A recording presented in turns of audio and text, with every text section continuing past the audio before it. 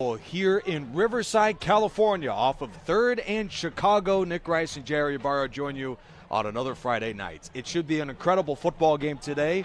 The JW North Huskies are off to their best start in over 15 years. And tonight they battle a very competitive club in the 4-3 Hemet Bulldogs, fresh off a win last week, JR, and playing very well. You know, this is a very interesting team with Hemet. They do have an overall record of 4-3. Oddly enough, 3 out of the 4 victories they've had have been on the road. So this is a team that is able to manage road and away games. So coming here to North should not faze them a whole bunch, although we know that they really are somewhat inexperienced, being led by a freshman quarterback. Their first league win 2 weeks ago at Valley View in a thrilling 9-point victory for them.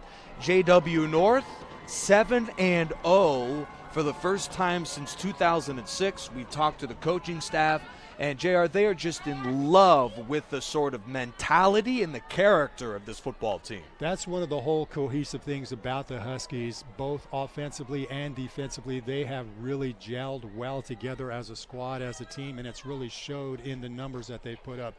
Man, I tell you, the wins that they've had so far have been pretty decisive, and I know that's the clue for tonight. It looks like they're going to defer tonight's kick. So there's the lead official, Ron Wade, who makes the signal that JW North won the toss, and they'll send the ball to Hemet to begin the game. Umpire Philip Walker, head linesman Ed Callahan, line judge Brian Casey, and back judge Mike Gonzalez. For tonight's league matchup, the Sun Belt League, JW North and Hemet. The Bulldogs and the Huskies are both 1-2 in the Sun Belt League, so while we still have a few games to go in the regular season, this is very important for these teams, and this has to be playing on the mind of these players, knowing that if JW North wins today, with the teams they play the rest of the way being at the bottom of this league, they've got a great opportunity to wrap up the league tonight, or in very short order after tonight. Yeah, I tell you what, the momentum that can be had tonight could be pretty substantial for the Huskies, especially when you start thinking about CIF play in just a few weeks and that new CIF playoff format. I'm just so curious when we get to that selection Sunday what's going to happen, because if the Huskies run the table and stay completely undefeated for the remainder of the season, they could conceivably get boosted up to a higher division, or I say a lower division in number, and play some pretty incredible, powerful teams out in the CIF playoff action. Yeah, right now, we'll talk about it throughout the broadcast. The way that the playoff rankings work, unlike last year where they had a bigger emphasis on division rankings and on overall record, now you're looking at a completely different format due to coronavirus and so many teams playing a different number of games. And before we kick this one off, what was fascinating to me is that some schools have only played 2 or 3 games this year, and COVID's a big reason why, with players, some of them not being available throughout the season. Yeah, kind of interesting, even with the Bulldogs in their league play. They already have just have 1 game so far in league play after playing a non-league game last Friday. It's a little bit different from what we normally see on a year-to-year basis. So it's, like you said, the COVID situation has definitely made things just a little bit different in terms of scheduling and how things play out here on the gridiron. JW North and Hemet are ranked 1st and 2nd in the Sun Belt League, both unbeaten with, as JR mentioned, 1 league win for Hemet and 2 for the Huskies. Orange Vista in 3rd, Paloma Valley and Valley View round out the Sun Belt League. It's another conference matchup, and tonight the Huskies have a chance to all but wrap up this conference with a win today over Hemet. Given the fact that this team, well, they already knocked out the 3rd place Orange Vista, this is really the game to put this entire conference away. And for tonight, the Bulldogs certainly hope to notch a win against them. This is a matchup in the Sun Belt League where Hemet has lost the last 2 meetings. We'll see if they can get on track tonight. And might we add, it is homecoming tonight, the 56th annual homecoming here for JW North. Well, we've seen crazy things happen on homecoming. Tonight could be a similar result. Jose Lara is the kickoff man, with Daniel Mendoza deep to return for the visiting Bulldogs. Line drive from Lara, we are underway. taken on a hop just across the 10-yard line. Malachi McLean, the second return man, was there, and he is stuffed just across the 20-yard line, stacked up by Elijah Hughes, and Hemet brings out their freshman quarterback for their first series of the game. Yeah, I'm really curious about Draven Lopez here. We talked to him just briefly before tonight's game, and he was awfully confident coming into this contest, which is great to see for a youngster of that age handling varsity football as a freshman. It's really cool to see that type of mentality. He's got a moxie of a veteran out there. He does. And, you know, I haven't seen that sort of confidence since Joe Namath, who guaranteed, as we all know, Super Bowl win before that incredible performance in Super Bowl III. We'll see how Draven Lopez and the Bulldogs play. Hemet and J.W. North out of the Sun Belt League in a pivotal Week 8 matchup between the two schools. First play of the game is a run. Pitch to Christian Malone, and he gains just a couple, or Tanner Fye, my apologies, number 32. The sophomore tailback Tanner Fye is wrapped up after a gain of actually a loss. Yeah, a loss of about a yard. It appeared that Tanner Fye was able to squirt through there. Interesting ball spot out of the 19-yard line. One thing you notice defensively here, Nick, the Huskies love to swarm that football as a defense. You're going to see that all night long, and that's going to be a key to this ball game. Bulldogs spread out an empty formation. Number 14 to the bottom of your screen, Joel Cordova is one of the team's top targets. And Mendoza looks his way but throws the check down to Fye. He loses the ball, jarred out of there by Christian Wilson. J.W. North recovers. Wilson got a big paw on that one, and the Huskies take over, recovered by Sion Tupou. Defensive play is what you're going to see very strong tonight. I think we have talked a little bit about how great the offense is for the Huskies, but defensively this team really shines, and I think that could be the key for them throughout this evening. Second forced fumble of the season from Christian Wilson. The Bulldogs couldn't afford a slow start. This team has scored double digits in all but just 3 games this season. They're an explosive offense, put up 43 at Rialto earlier this year, averaging 22 points per game. The Bulldogs begin tonight's pivotal league matchup with a run for loss from Fye, then a turnover from the tailback. Jaden Gamble, number 10, is the quarterback for J.W. North. He has a 4-receiver package on the first play of the game. The southpaw guns it into the end zone. Wow. Touchdown, J.W. North. Just Asher like that. Granger with his 4th score of the season. The Huskies take 1 minute and 9 seconds for the early lead. Very impressive play, as we'll take hopefully a second look at this. Nice pattern run by Granger to make that happen for the TD.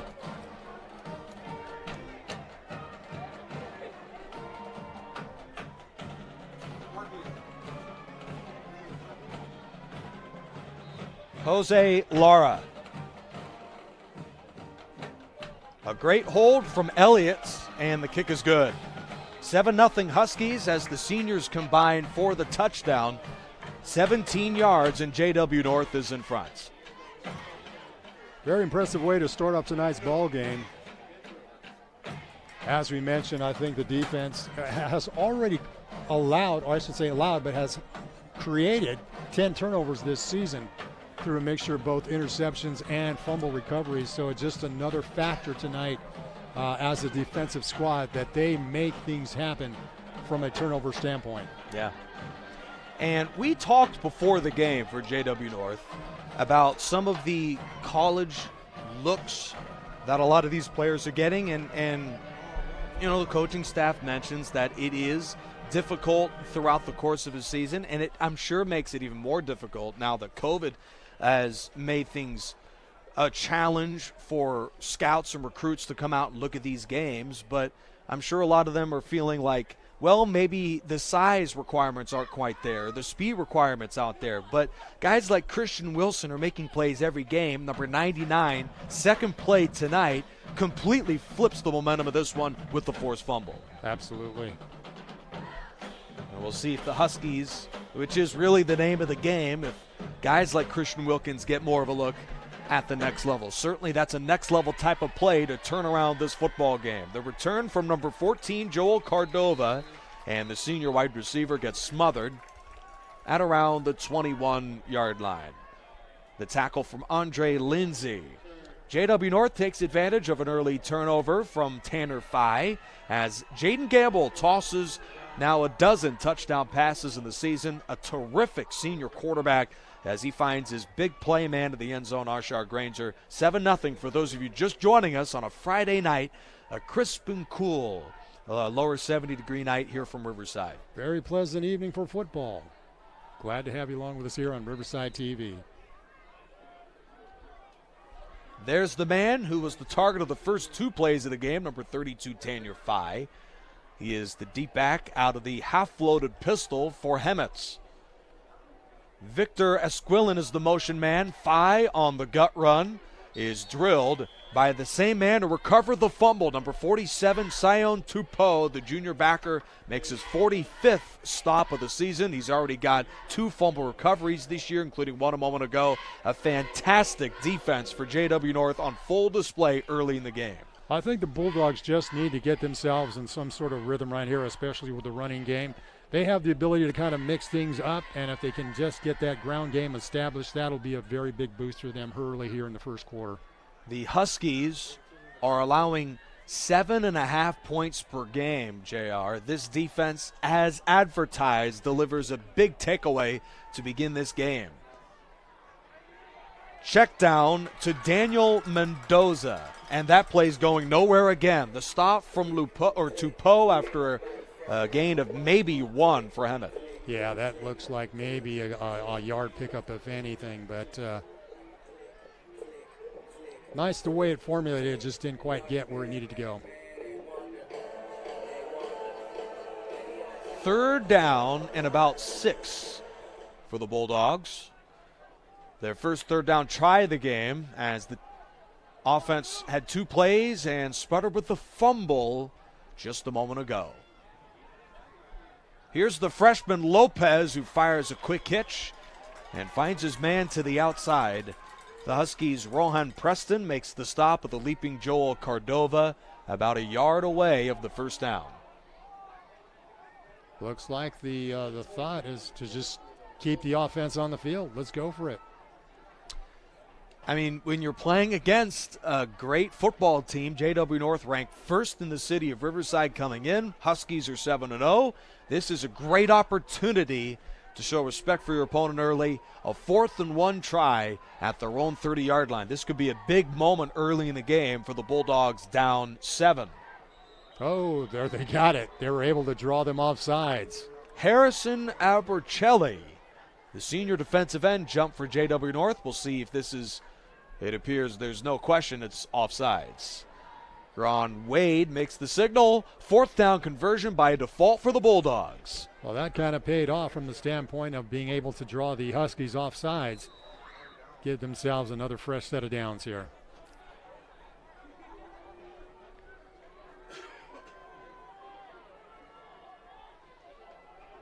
Hemet gets set on a 1st and 10.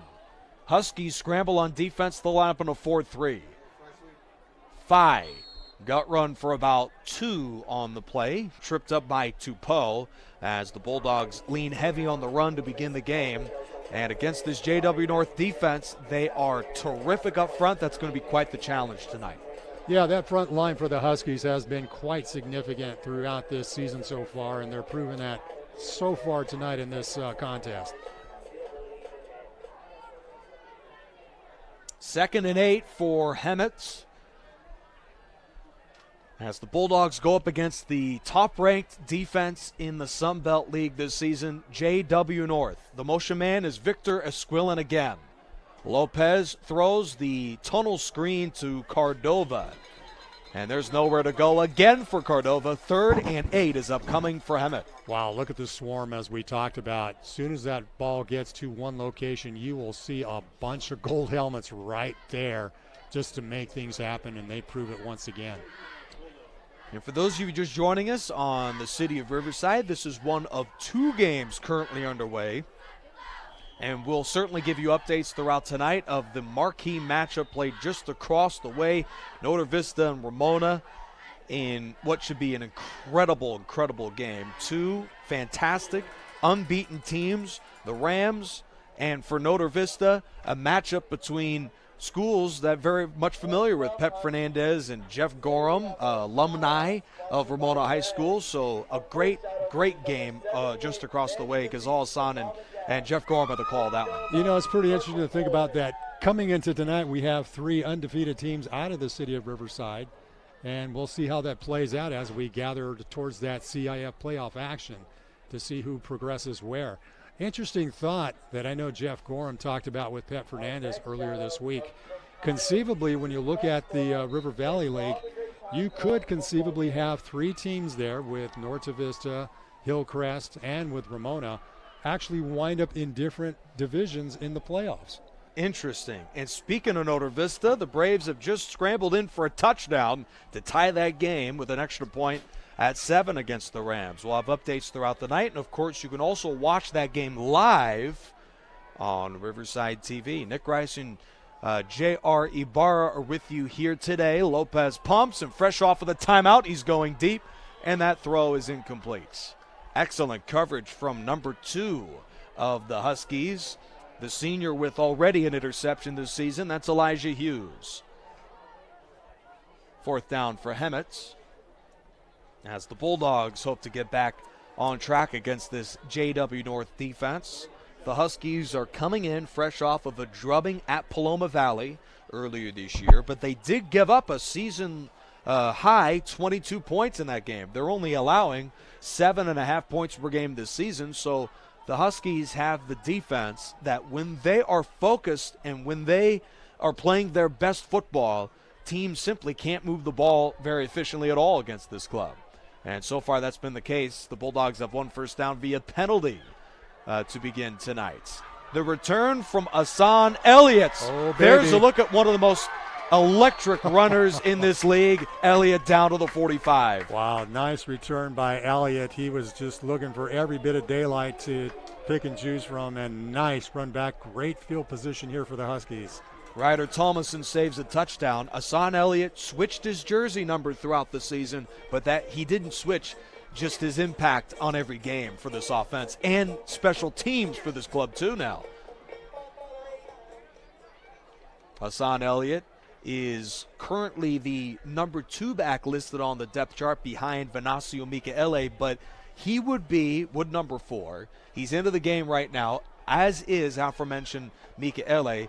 This is a team that if Micaele wasn't there, they would be pleased to have Elliott as their starter. Elliott could start for just about any team in this city, every team in this area, and he is the reserve due to just how good Micaele is. Another wide open Granger alley. Goodness. Not a single player was covering him. Wow. That is a bad idea. Ashar Granger, touchdown, JW North. Amazing. Just like that. Only 2 plays and 2 scores right off the bat.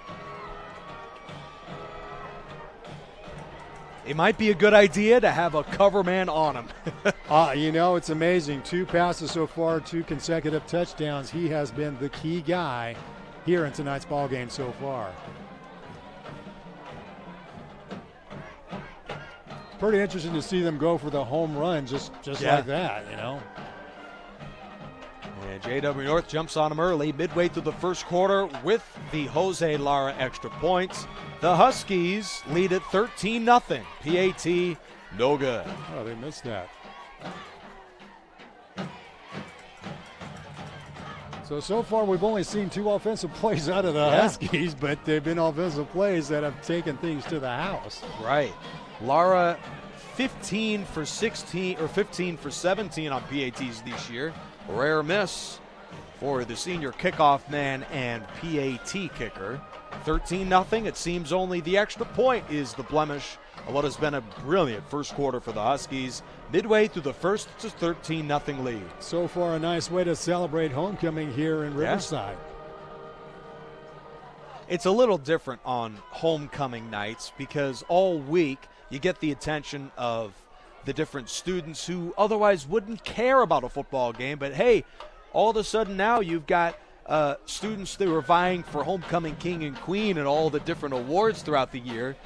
JR, did you ever earn most likely to succeed in high school, or best eyes, or best hair? Did you ever get any of those? I was lucky to even show up to school, to be honest with you.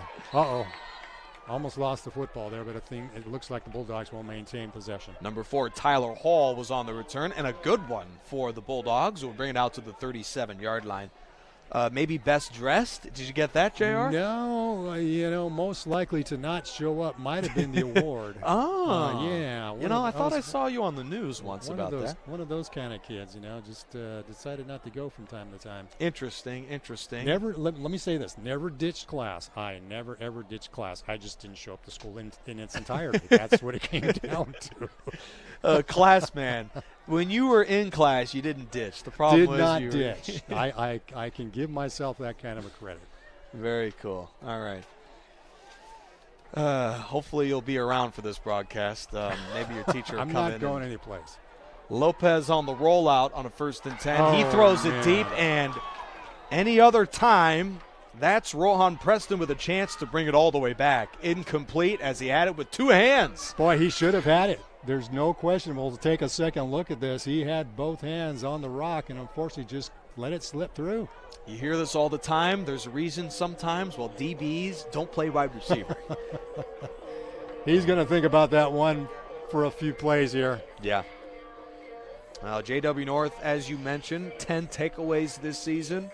But I'm sure the coaching staff knows that those are little miscues that might not hurt you against Hemet, but could very well hurt you in the playoffs. And we'll give you updates on playoff seedings throughout tonight's game. Who will the Huskies play in the postseason? We've got a good idea. Stick around here on Riverside TV. Jet sweep, and the Huskies have that one covered too. Terrence Brown stacks up the runner in Esquilin for the Bulldogs. Well, Hemet has thrown out the kitchen sink at these guys. Long passing plays to the outside, jet sweeps and reverses, 3rd downs, 4th downs. And JW North has had it all bottled up in this first quarter. One thing offensively here for the Bulldogs, and I've seen some other gameplay with them, they will mix it up pretty significantly in terms of their offensive scheme. So I'm sure Coach Gregovich is going to try a whole lot of different things out of the bag of tricks tonight to try to come up against this very tough Huskies defense.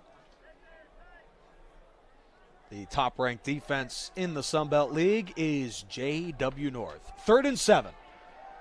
Lopez with a 4-man rush throws the quick middle screen to Daniel Mendoza. And he slips out of a few Huskies en route to a run maybe back to the line. That play was so far in the backfield, it turns out they lose 1 on that 3rd down throw. Wow.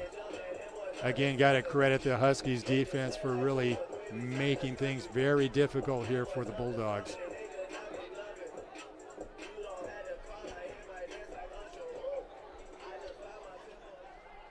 I believe that J.R. Ibarra was named best quarterback on the football team coming out of high school. That's not a homecoming award, but you know what? We'll give you credit where credit is due, right?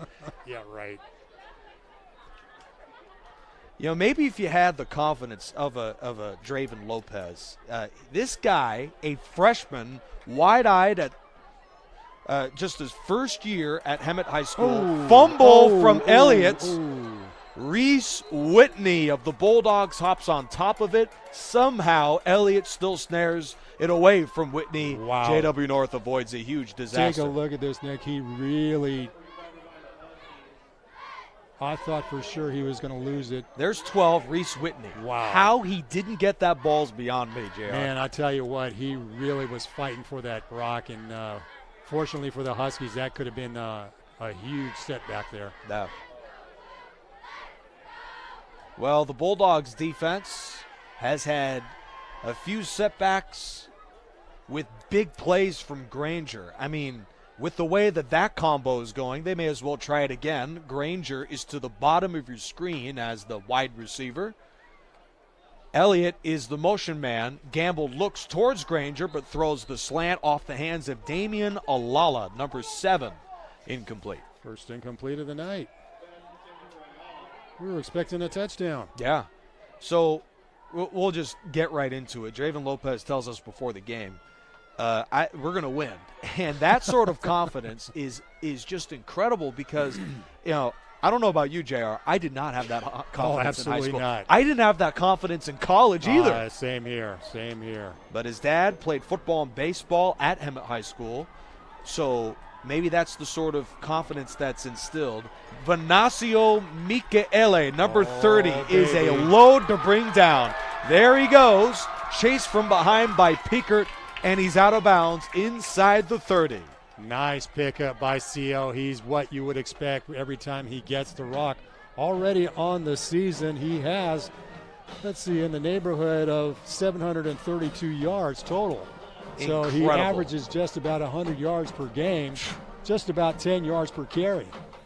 Incredible stuff for Michele. A first down per run. That's what he averages, J.R. Ibarra. So it is safe to say that as great as the Huskies' passing attack is, their bread and butter is the combo of Michele and Elliott, a two-headed monster in that backfield. Well, flags up. First one of the night.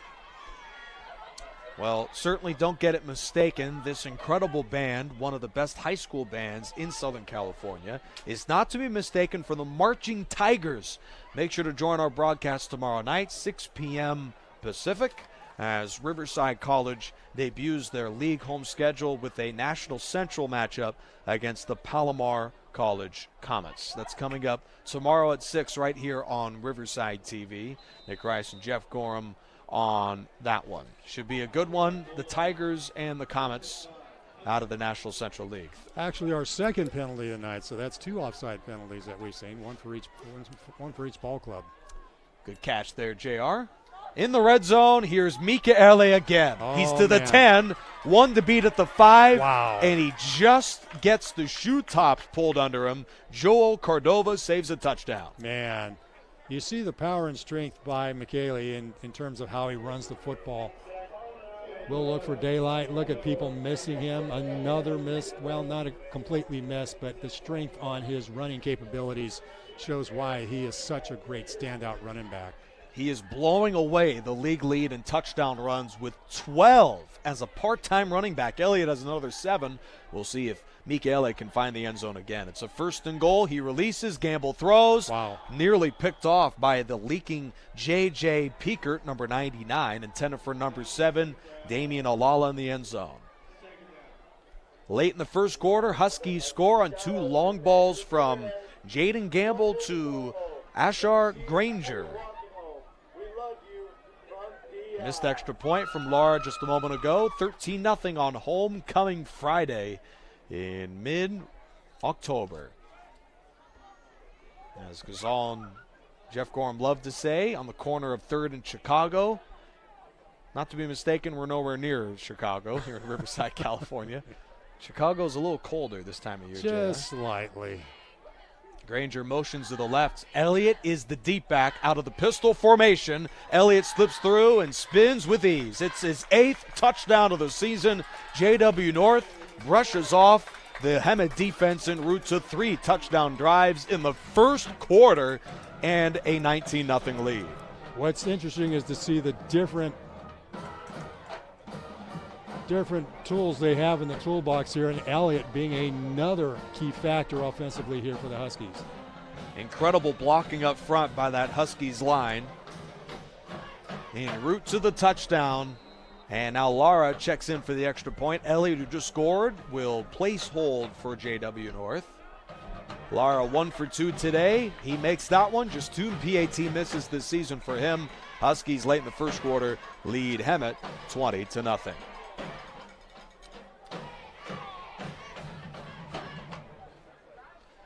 Well, at this rate, the Huskies will get a chance to bring out some of their backups if they keep this one going. What a start for J.W. North. Hemet's got to figure a way to respond before this one gets out of hand. Well, like we've said, this is a team that has been able to win on the road, so they have that capability. Interesting, I was watching some game film this afternoon.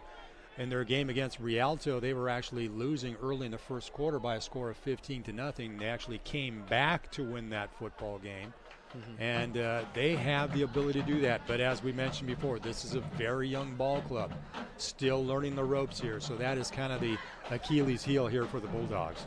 After they fell behind 15-0, they finished the game by rallying, scoring 43 points to the Knights 6. Incredible way to finish that game off in their road win. Number 14 for the Bulldogs, Joel Cordova, falls down just short of the 20-yard line.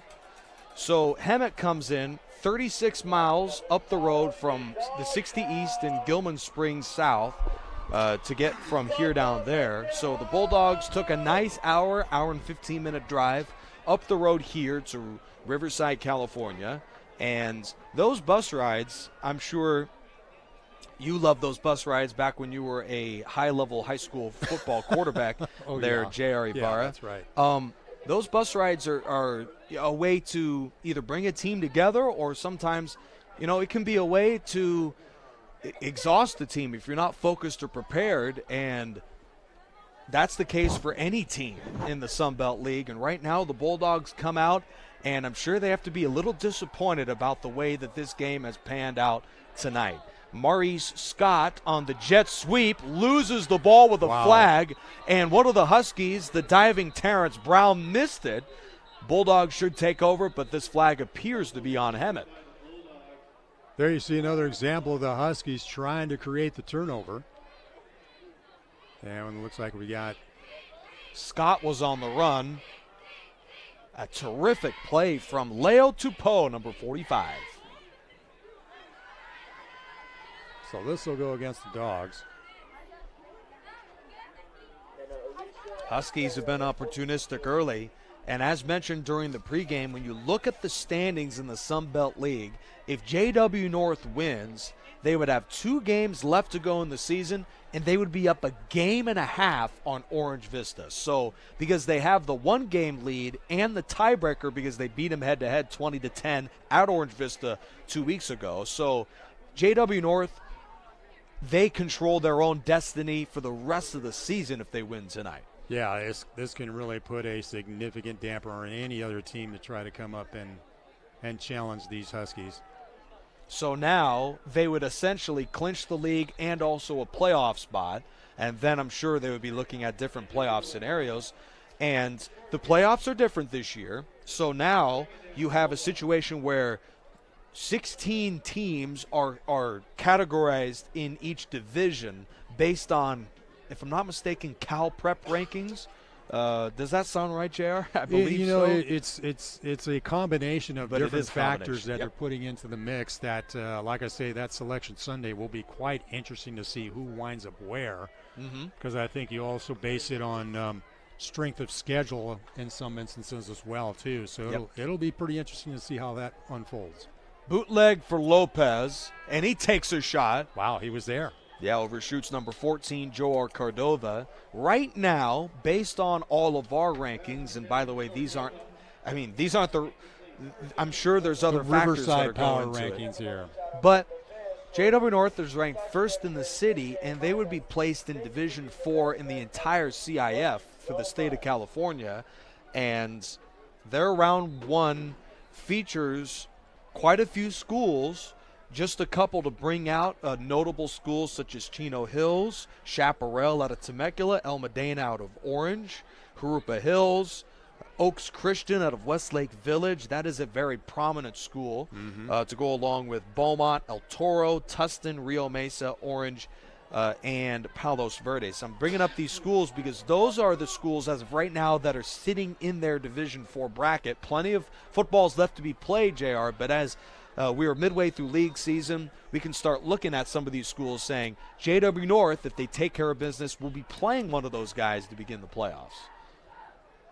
Lopez throws the tunnel screen, and Cordova gets crushed. Boy, for nothing. Yeah, and that'll set up another 4th down for Hemet. So with the playoff situations, this almost is interesting in a way, JR, because usually teams are put into divisions before the year starts. Exactly. And by the end of the year, the regular season, you realize a couple of teams should not have been in that division. They were ranked way too high or way too low. I think this format it could stay because by theory, it should be the most competitive in each division because all the teams played about the same level throughout the season. So that will be very interesting going forward into the postseason, see how competitive these games are. Not a great punt. Not a punt and a flag thrown as that rolls out at around the 35, tracked by Austin Diaz. So just to wrap up our whole playoff conversation, last year we covered the Ramona playoff run. They beat Cantwell Sacred Heart of Mary. They beat several other schools. Alhambra was the club that knocked them out at the end, but quite a few of the schools they played, it seemed, didn't deserve to be in that division, and now you have a situation where, in theory, every game should be much more competitive. That's why it could get really interesting during CIF playoff action because, as you said, the potential of the Huskies getting moved up a few notches to play some competitive teams that they normally would not play. Yeah. This would make it very interesting to be able to contend with some of those those very strong teams that you might face out in Orange County that you normally would not face during a regular season at all, or even in a CIF playoff top scenario as well. So this could make it for a very interesting CIF playoff action. We'll see how it all shakes out. If they play Oaks Christian, that would be fascinating. Yeah, for sure. I mean, Oaks Christian, not to cut you off, JR, Oaks Christian, they had a defensive end a few years ago, Kayvon Thibodeau, if that name rings a bell. He's projected to be this year's #1 overall pick in the NFL draft. It's a coming strong, out of Oaks Christian. Super strong program that for years has had a great reputation. So for the Huskies to be able to go up against a team like that'll really challenge to see how truly strong you are or are not in facing a program of that type of stature. That's just one of the schools that if they were to play today, that would most likely be the team list that they would have to face. Huskies are off to a blistering start, and Michele is a big reason why. He picks up a first down, but a flag has been thrown back in the area of holding. They got a hold, unfortunately, so that will negate that one because that was a really nice run there by Seal.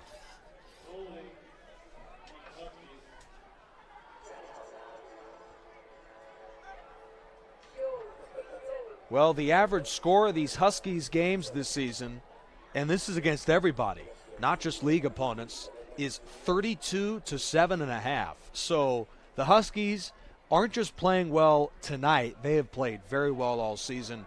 And this is encouraging as, you know, they come back after a disappointing defensive game, and it seems that even though they're 7-0, they're figuring out different ways to stay motivated throughout the season. And this defense has come out inspired and very productive tonight, nearly more than their takeaway they have right now. Gut run to Elliott's.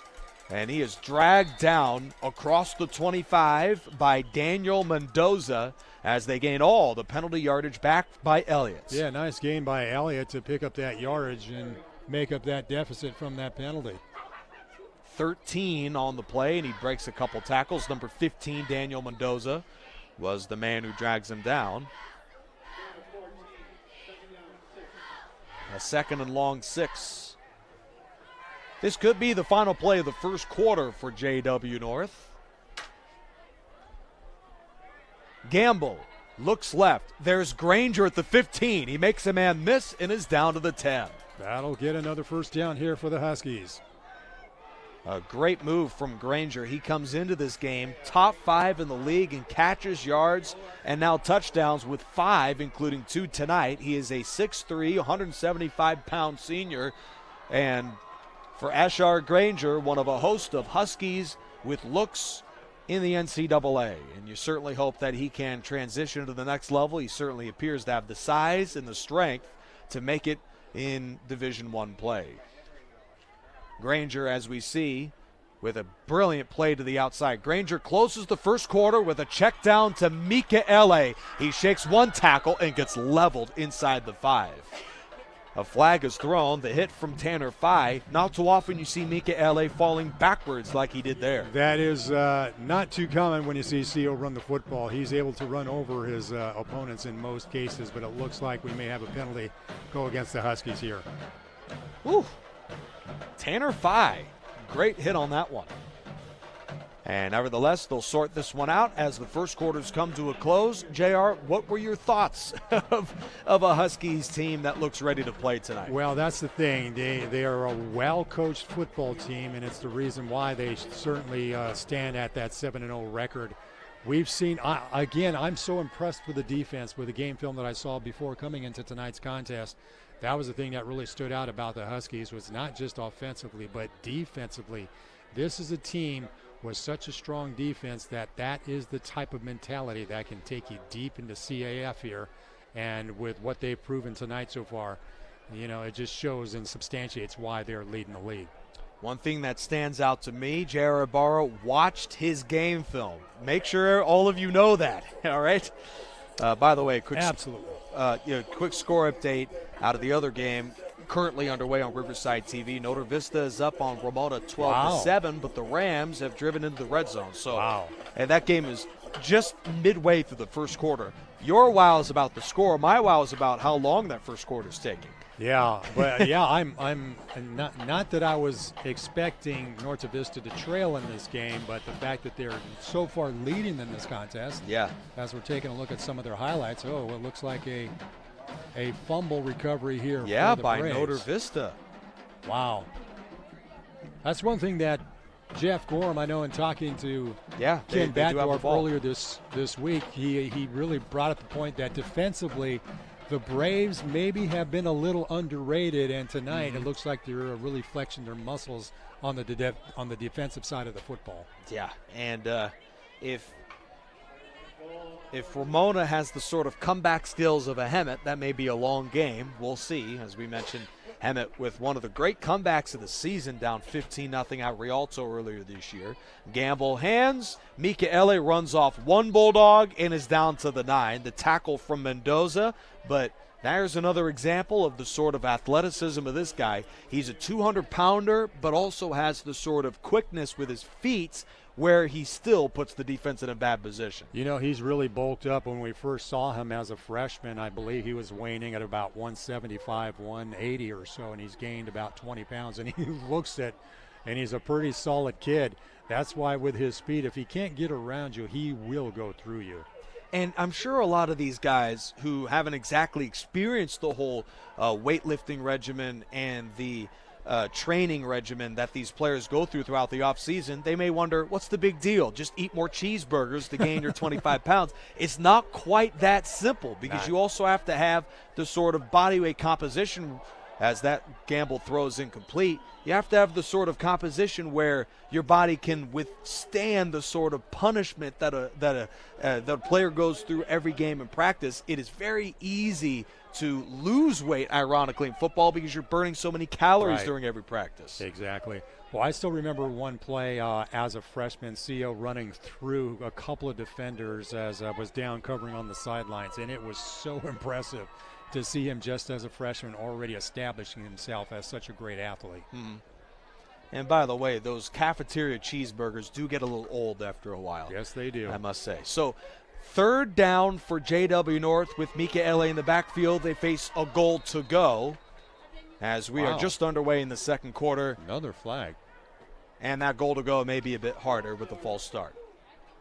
Now, if there's one thing where the Huskies have been struggling so far, it's with those mental mistakes and picking up the penalties. So far, it's already cost them about 20 yards total. Good work by JR to make sure our stats are up to the second tonight. So appreciate that.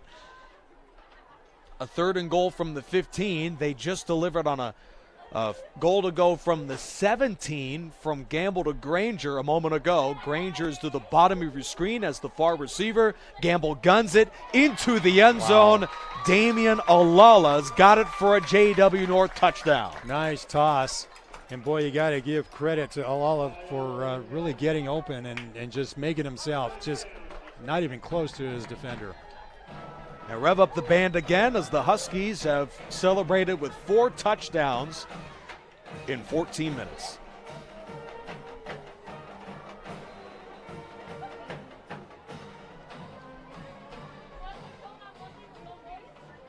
High snap. Elliott with a great job to put it down, setting up Lara for the extra point. Huskies have made 3 of 4 PATs, with Gamble having thrown 3 touchdowns. We have talked plenty about the running game tonight, but the quarterback has been statistically the best player on the field for the Huskies so far in this one. Well, when you consider that Gamble came into this game with over 1,000 yards tossed, averages about 144, and with 11 touchdowns and just 2 picks on the season, he's got the numbers that really substantiate himself as really the best quarterback in the league. He leads all players in the Sun Belt League in touchdown passes, and what's even more impressive is he hasn't thrown an interception in a month. Wow. So he is playing some great football right now. A transfer from Santiago High School in the city of Corona. 6 foot 190, won the job over Cameron Shannon, who was playing well throughout training camp in the preseason, and earns the job as the Huskies starter. And in his only year at JW North, he has shined. Here's the kickoff from Lara. It's taken just across the 10-yard line. Joel Cardova, number 14, is on the return, and he is wrapped up with a 25. Taken down by a gang of Huskies led by Hughes and also Jonathan Garcia, number 31. This is where the Bulldogs really need to make something happen right now. Here we were early here in the second quarter and trailing this by 27 points. It's something where you got to get yourself in gear by this time of the ball game. Absolutely. With the Huskies returning the opening kickoff of the second half, this seems to be a pretty big drive, JR, for this club. If you want to make something happen, it better happen on this series. Bulldogs led by a freshman quarterback, Draven Lopez. They'll line up in the offset eye at their own 25 to begin this possession. They'll go to the run, and that play isn't gaining much. So JW North, this is the side of the ball that sometimes doesn't get quite the credit that Gamble and Mikaele do on the other end. It's the defense that really has stolen the show tonight, but they've done this just about all season. Yeah, it is a key factor of this ball club, and I think is a reason why they will propel themselves pretty deep into CIF action. And as they continue to flex their muscles here through the remainder of the 21 season, this can only just be a great motivation for them to really go deep and after a CIF championship.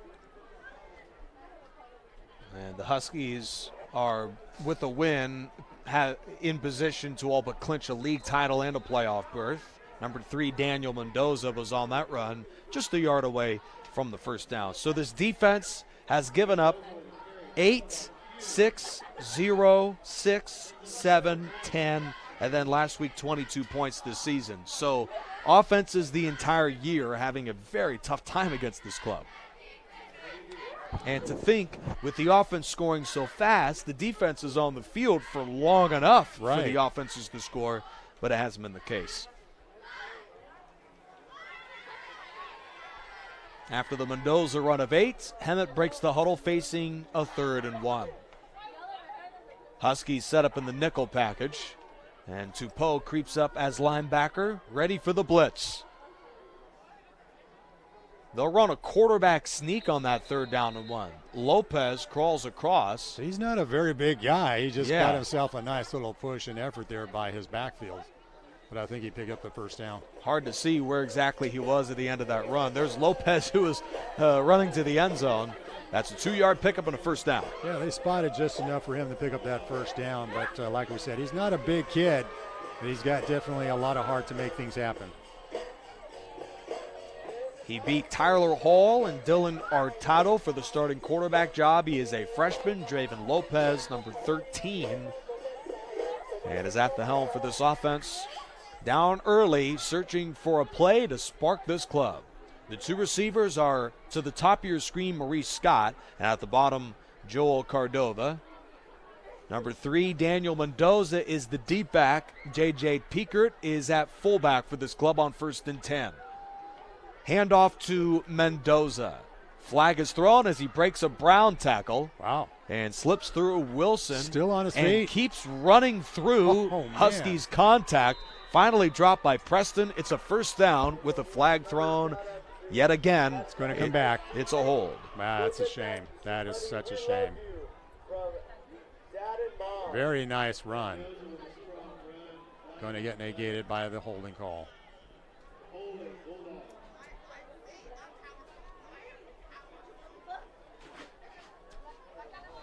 Here's another look at that play. What an individual effort from number 3, Daniel Mendoza. Yeah, he was not getting any kind of help at all from his fellow teammates. He just kind of keeps the feet moving, pushes forward. Angel seemingly Holguin picks up the first down, but unfortunately somebody was caught with their hand in a cookie jar just a few yards behind that. Yeah. Instead of the ball placed at the 46 of North, Bulldogs burn a timeout with a 1st and 20 from their own 24. Crushing turn of events. So the Huskies beat Hemet 42-6 when they played in the COVID season.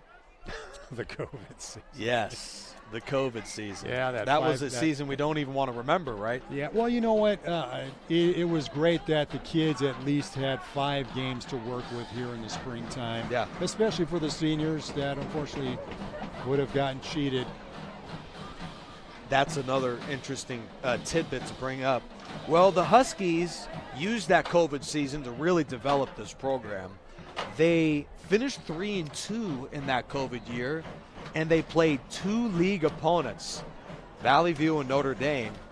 They beat those 2 opponents by the final scores of 83-0. So they have really played well against this league, dating back to last year, and now here they are yet again tonight. You know, we haven't had a chance to mention Coach O.P. Vaipulu, who's been a substantial asset to this team as their head coach. And, boy, he has really made a difference from what he's done, drawing things up as a great defensive mind, which he is. Former defensive line coach and coordinator for this club, with Dennis Brown was the head coach. They'll go to the run, and that's just a short gain of 2 for the Bulldogs.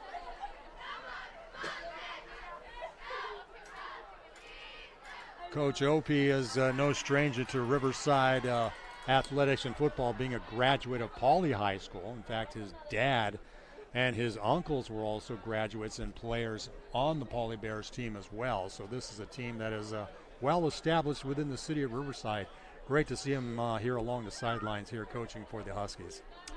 Yeah, just a great guy, and he I'm sure, speaks very well to this program, knowing that he was the coordinator, and then a lot of these players are back to see him be a head coach, and that's really paid huge dividends. This team is responding to his daily training and practice. Lopez throws into traffic somehow in front of 3 Huskies. Wow. The catch is made at the 38 by Victor Esquilin. That was looking like a dangerous toss. He really hung it up there, and it floated for just a while. But thankfully for the Bulldogs, they came down and were able to haul it down. Yeah, let's check that again. Number 5, Victor Esquilin, runs an out-breaking route. Lopez just throws a jump ball to him. Wow. If the linebacker sees that play earlier, that's an interception. Absolutely. Well, certainly credit belongs to Lopez for that throw, setting up 3rd and 8. That defense has been all but perfect tonight on 3rd down, allowing 1 of 4 conversions. Lopez on the bootleg, chased from behind by Wilson. He shoots it deep into double coverage, right past Lindsey. It's a completion inside the 30 and a sensational toss from Lopez. That to Maurice Scott. Now that was a nice toss. I didn't realize that Lopez had that strong of an arm. Like I say, in watching him in previous games, he never has really tossed a long ball, and here he is going to his opposite side, tossing it up right on the money. You couldn't have thrown it any better. Wow. Sensational coverage from number 23, Andre Lindsey. Just a better throw by Lopez. 50 yards on a string for the 1st down. Very nicely done, very nicely executed. As we mentioned, boy, the Bulldogs really need to make something and put it on the scoreboard here to get themselves back into this game. Lopez so far has responded. Number 13, the quarterback. He hands to Mendoza, who makes a move and crawls just across the line of scrimmage. That's the sort of throws that will raise eyebrows of NCAA scouts. Draven Lopez, a sensational pass, and the Huskies give up the biggest play of the game so far on the defensive side. Yeah, if you can start doing that as a freshman, you can start getting looks. Yeah. Early on in your football career here. And we mentioned it It took about 4.5 minutes, but they started the drive deep in their own end of the 25-yard line, knowing that this is a crucial drive with JW North set to return the opening kickoff of the third quarter. Huskies have the lead, but the Bulldogs won't go away. That run has been snuffed out right away. Salvador nearly took the handoff. What a play up front from number 9, Danny Salvador. That was incredible. That was quite the defensive act here. So that goes down as a loss of 8. And Lopez may need to check out that long arm yet again, or test it at least, with 4:35 left to go in the half.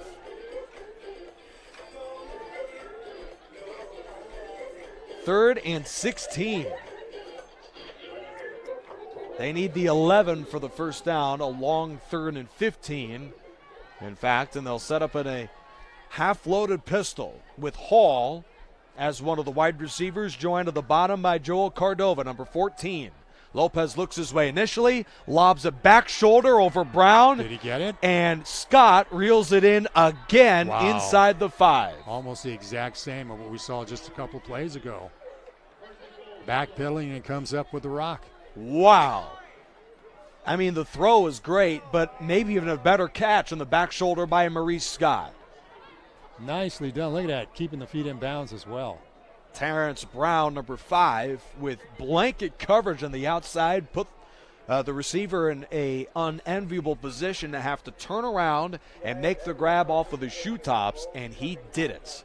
Terrific play from the senior receiver, Maurice Scott, as Lopez finds him twice for big plays. Bulldogs are in the midst of a drive that has chewed up 5.5 minutes and 71 of the 75 yards needed for the end zone. They won't get the next 4 on this play. Mendoza is stuffed for a loss of about 4. Again, that they'll mark him back, loss of 2, not 4 yards. Again, that Husky defense comes up when they need to get something happening here. So now we're approaching a 6-minute long drive. And for the Bulldogs, given the running ability of JW North, this seems to be a very important drive for them to come away with points and preferably 7 points. Absolutely. Because this might just be their final drive of the first half. Second down and goal to go from inside the 10. They'll mark it to the 7. Play fake from Lopez. He's looking towards Scott and takes off of the 5 and gets walloped out of bounds by Lindsay at about the 4. Oh, we got another flag down on the play too. Could that be a late hit? Well, it looks like somebody made a late hit on one of the referees. I don't know if somebody else got knocked out along the sideline as well. Could have been Lopez. Ron Wade is the lead official. This might just be on the Huskies.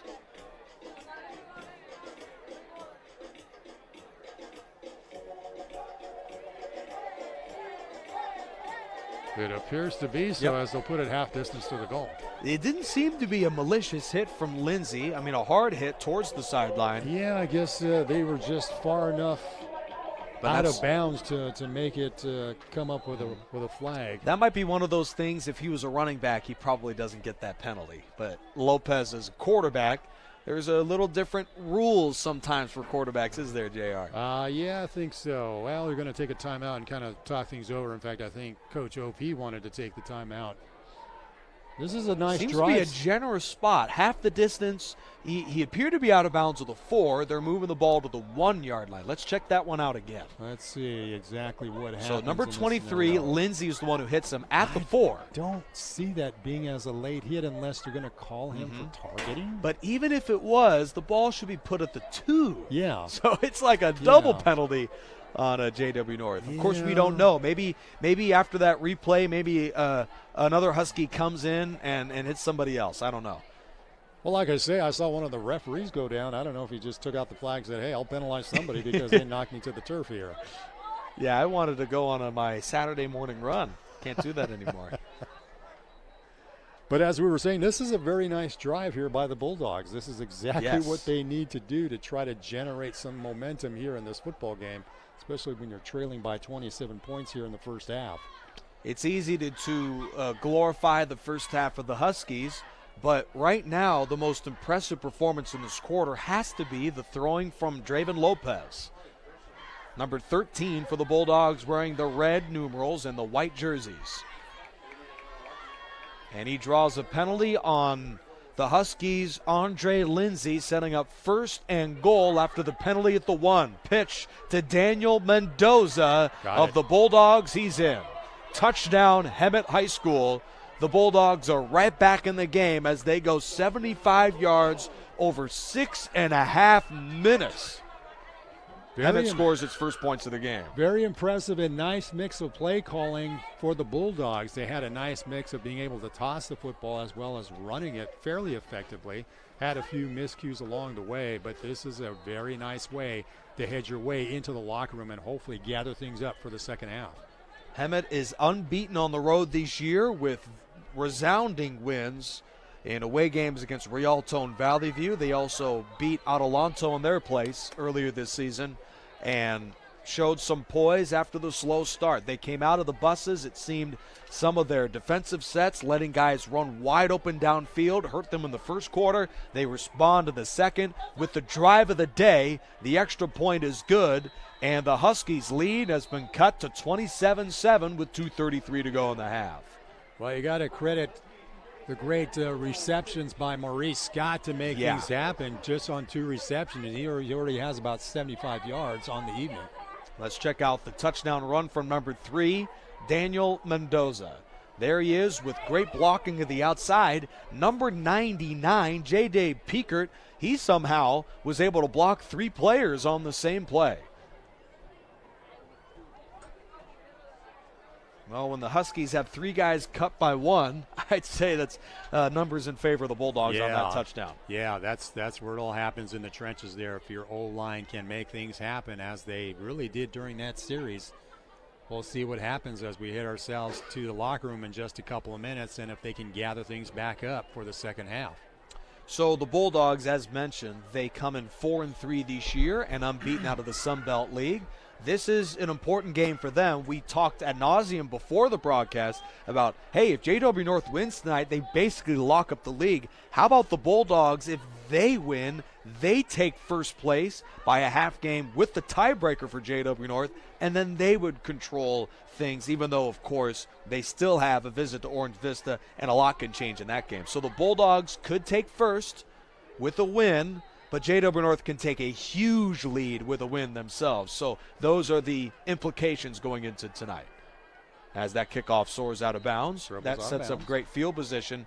But the Bulldogs, I'm sure, wanted to hear a little bit more of their side of things going into tonight, JR. Yeah, absolutely. Even if they're not able to come up with a victory tonight, you know, one thing about the playoffs, as we've talked about a little bit earlier, it does seemingly make it a little bit easier for teams that place either second or third in their league to get into CIF. They may actually get tossed up the ladder in terms of who they may face in division playoff action. So conceivably you could have second and third place teams do fairly well in playoff action time. Yeah, you know, going up into this season, high school programs, I'm sure we're thinking like the NFL. We've got to finish top 2 or 3 in our division to get a chance for the playoffs. We've got to have a winning record, and we have to have a winning record in league. Now, I'm sure a lot of these programs, for the reasons that we've mentioned, have more of a college idea to it. Bubble screen to Alala with plenty of room. There's a look at his speed. Wow. Knocked out by Scott across the 45. First down North with 2:23 to go in the half. Nice toss. But just to finish things up real quick, these programs are now, I'm sure, thinking like college teams, hey, if we lose but play well, our rankings probably won't drop as much as a huge loss, and rankings mean just as much as standings right now and records. Yeah, it does really create a whole different scenario for the coaches to think about and strategize how they can essentially position themselves for CIF action. North is positioning itself for another scoring drive. The Huskies have yet to punt tonight. Tunnel screen. In the open goes Granger. Man. He heads inside to the 30. Granger has been brilliant tonight. Stopped by Scott of the 23 with a flag. Late flag. What a performance tonight from Ashard Granger. you may get carpal tunnel jotting down all the receptions from Granger by the time you get home tonight, JR. I tell you what, he's really racking up the yards, but unfortunately looks like it's going to get negated by a holding call. It seems like the only team beating the Huskies is themselves right now. Yeah, that is the thing that has definitely been their issue for tonight. JW North has 4 drives and 4 touchdowns. The Bulldogs, 3 possessions. They go fumble, punts, and then 75 yards in an astounding drive, capped by Maurice Scott. And now here go the Huskies searching for another touchdown drive as they've got the ball inside the 40, even off the penalty with first and a short 3. Granger in tight motion heads to the 3-receiver side with a first and short. Gamble finds Hassan Elliott. He's not just a running back. There he is on the receiving end. Wow. He gets a great block, but an illegal block.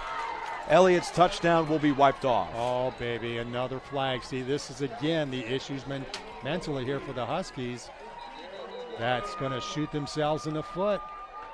Well, I said great because of the wow factor. You could tell right as soon as that block was made, it was a crackback, and those are the things that, while it's frustrating for JW North, it's a great thing to get away from the game because this is one of the lead causes of injuries. Here's a look at that hit here. Oh, yeah. An unsuspecting Joel Cardova gets rocked, and those are plays that can create concussions, can create neck and head injuries. Here's another look at that play, and I'm sure, while frustrating, it's the right call. Oh, yeah, definitely. In fact, it might actually be a targeting element, too. I'm not sure. And, in fact, we have a player that's down. Yeah, and that was the guy. Number 14, Joel Cardova, got crushed on that play. Yeah, it looks like it was some helmet-to-helmet contact there, and he's still kind of shaking off the cobwebs. Yeah. Okay, on a slightly different note, JW North will finish the season with 2 games.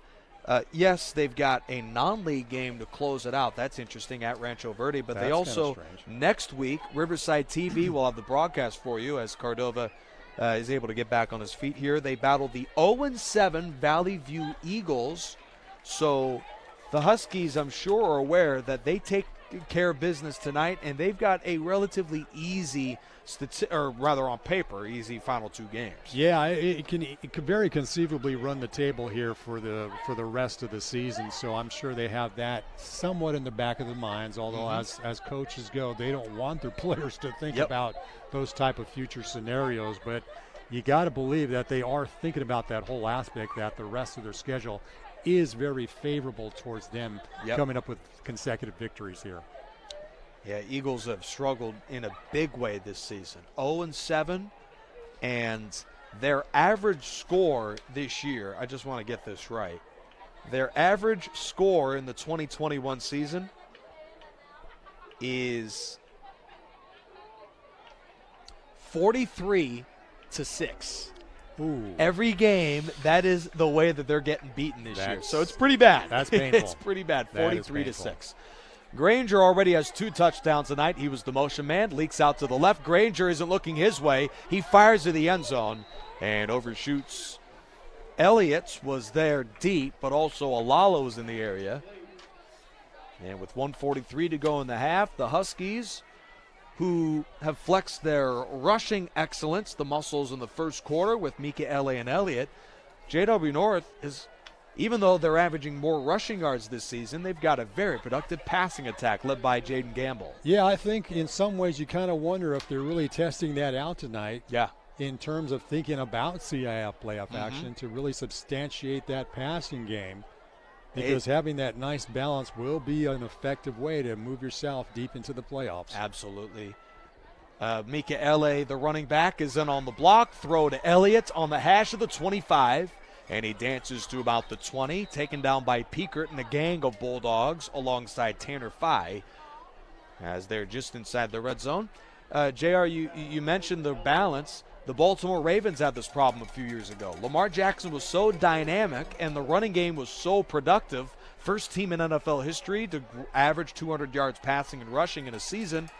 in the playoffs, that balance was totally thwarted against the Tennessee Titans. Right. Not that I believe Opalani Veipulu is watching much Ravens film, but that has to be something he's thinking about, the balance. Alala's wide open to the 10 and tight ropes the sideline, marked out of the 3. Oh, he was real close. 17-yard gain. I see a flag on the ground, though. Signals this is on the Huskies. Wow.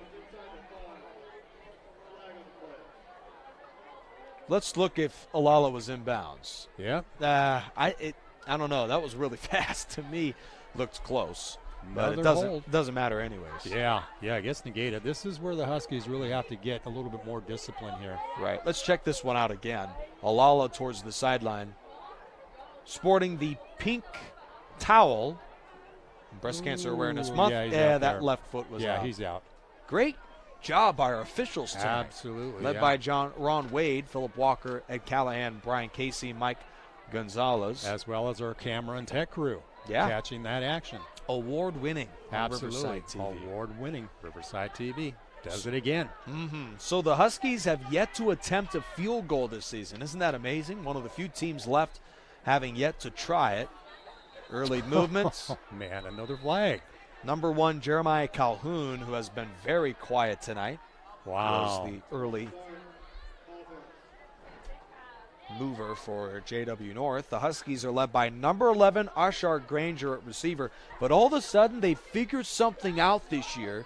Asan Elliott, we could use him as a backup running back, and he has been productive in that regard. By we, I'm speaking on the minds of the coaching staff, led by OP, Opalani Veipulu. But they figured out that he's a pretty good slot receiver, too, Asan Elliott, number 4. Yeah, he has a lot of talents and skills that make him very effective coming out of the backfield. He is one of the 4 receivers in the game, lined up in the left slot. We'll see if Gamble targets him here. He's looking deep and climbs the pocket, firing towards the end zone. It's a jump ball for Elliott, and he's got it for a Husky touchdown. Oh, Asan Elliott is a running back, convert wide receiver. He might be the best wide receiver on the team, too. Taunting penalty all to such. The Huskies are back in the end zone. Nice toss, a nice grab by Elliott to come up with the touchdown here for the Huskies. And no penalties. No flag on the field, which is good. I'm sure the coaching staff is talking to Elliott saying, was it worth the penalty scare? Will they apply it or will they not? But Asan Elliott, it's kind of hilarious. I just bring it up the moment he makes the biggest play of the quarter for the Huskies offense. Asan Elliott starts the year as a running back, and a big kudos goes to the coaching staff for recognizing the talent and realizing we could either have a two-headed monster right there and take carries away from Mikaele or bring him in a position where he's playing more snaps. And they made that choice, and it really has paid dividends for them. That's already his 4th receiving touchdown of the season. Yeah, he already has 7 rushing touchdowns, so he's been able to get into the end zone plenty of times here during Extra this point season. good by Lara. And he's a touchdown maker. Yeah. Take another look at this one here. Elliott just runs right by the defense. Dive from Austin Diaz. The Bulldogs saw the touchdown throw coming. They had 4 DBs towards the end zone, 3 in the area of Elliott. And despite the great coverage, it was just a better throw and a sensational touchdown catch. Yeah, it was almost a toss-up kind of pass, but nonetheless, Elliott comes up with a rock. So this JW North High School offense runs the ball down the throat of opponents en route to the CIF playoffs in 2018, and they remain one of the best running games in the area going into this year. But Jaden Gamble transfers from Santiago, and they've got a passing pulse. He has a career-high 4 touchdowns tonight, giving him 15 of the season. Gamble has been phenomenal. He's done an excellent job in throwing the rock tonight. And we'll have numbers going into the second half as the Huskies lead 34-7. It's one of those backbreakers for the Bulldogs, JR, because they score on the 6.5-minute long drive, and I'm sure the offense is partially wondering maybe we should have taken more time. as the Huskies convert with another touchdown themselves. Squig kick to the up man, Daniel Mendoza. And this should give the Bulldogs a chance here. Nice he run tight back. ropes to the 40 and is run out by Lindsey at the 37-yard line. They got 40 seconds to work with, so they're going to have to hurry things up here. Hemet has one timeout left. The Huskies head coach Opalani Vepulu has two in his back pocket in this first half. For those of you just joining us, the Huskies come in off to their best start since 2006 when they won the CIF championship with an unbeaten 14-0 record. JW North is 7-0 right now, ranked first in the city of Riverside by many rankings. Huskies lead it 34-7, courtesy of a 4-touchdown night from their quarterback Jaden Gamble, a new career high. First and 10. Lopez throws on the tunnel screen to Scott, slips through two defenders, and is run out by Lindsey inside the 30. Maurice Scott has been brilliant tonight. Only chews up 7 seconds on the clock, so that's a very effective play. They should definitely angle themselves toward the sidelines as much as possible here. The matchup tonight, number one receiver Maurice Scott against number one cornerback Terrence Brown. Any other week, the Huskies cover man with already a pick this season and a pass breakup. Brown would win nearly every matchup. Tonight, though, Maurice Scott has been terrific for this offense. And a big reason why the Huskies the Bulldogs are scoring over 20 points a game this year. Scott already with 80-plus yards and receiving so far. He is to the top of your screen. Lopez looks to the right side. A brilliant one-hand catch, which winds up hurting them as the clock is moving. The grab from Mendoza, they've got 25 seconds. And the Bulldogs use their final charge timeout. Yeah, they're going to have to, unfortunately. 34-7 Huskies. The last Bulldog drive, after a rough first quarter for them, they go 3 and out. They go fumble first. Then they go 3 and out. Then they do pick up one first down. A rough start to the game. But then the Bulldogs march 75 yards. Lopez finds his groove. Scott scores on some big third down catches throughout the drive. Then here they are after another Huskies touchdown, and they go right down the field again with limited time. The Hemet resilience and the resolve of this club has been one of the storylines tonight that I think really bodes well for them this season. Yeah, for being a very young team, they have been able to bounce back even though they are trailing it by a substantial amount of points right now, but nonetheless, they have not been broken to the point of no return. And with 25 seconds left before the half comes to a close, they can still make something happen and get some momentum going into that locker room. As you see, the guy who makes that catch, he is a sophomore. The guy who threw the ball was a freshman. So that's the top storyline for them, led by Dennis Gregovich, the head coach, speaking to us before the game. The youth is a huge factor for the Bulldogs in the 2021 campaign. Bottom of your screen for the Bulldogs, Tyler Hall has been off to a great start. He is on the receiving end of this target from Lopez, but he couldn't quite reel it in. Great coverage from Rohan Preston, the senior cover man, number 20 for JW North. Pretty good toss, and once again, kind of surprising just how well Lopez can toss that football.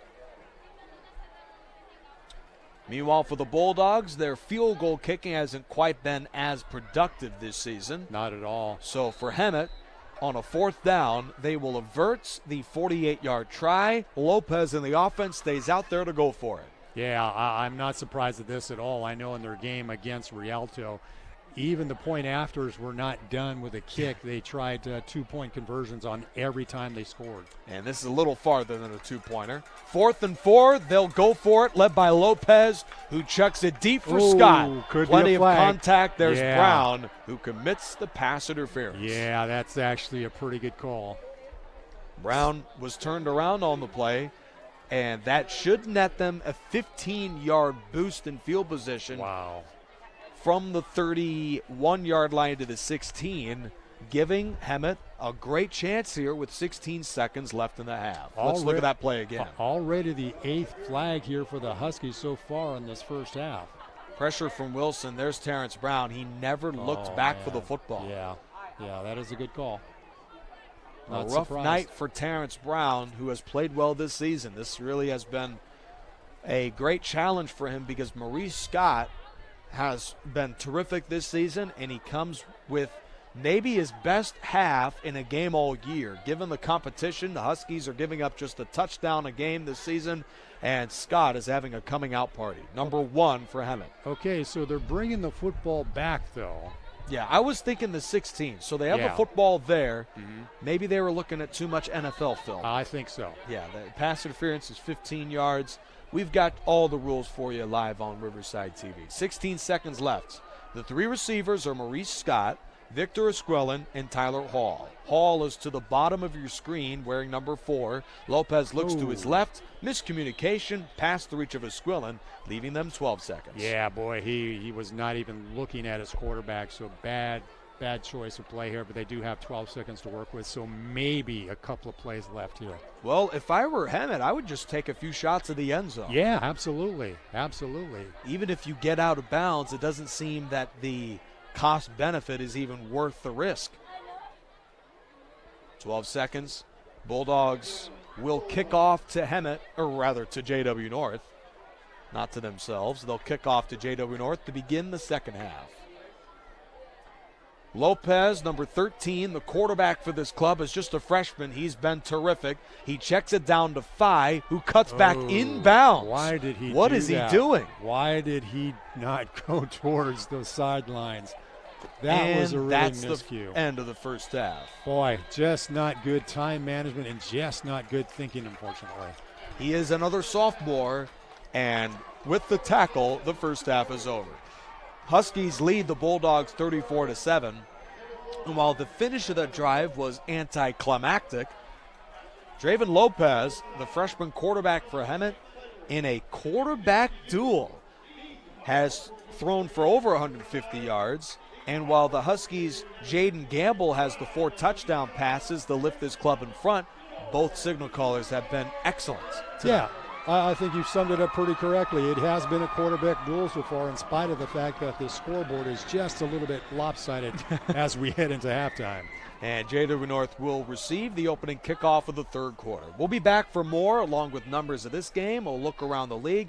And that other Riverside game, Ramona Notre Vista, a good one across the street here in Riverside. That's coming up. We're at the half with JW North ahead in this one, 34-7. This is the Riverside TV game of the week. The Huskies over the Bulldogs, 34-7 at the half.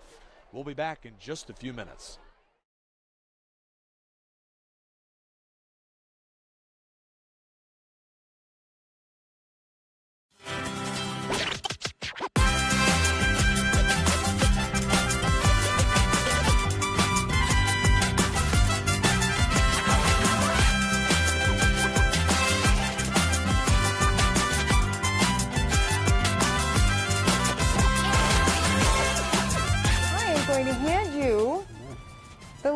The passing of the baton, but today it's going to be bashing in the ceremonial piñata. So there you go.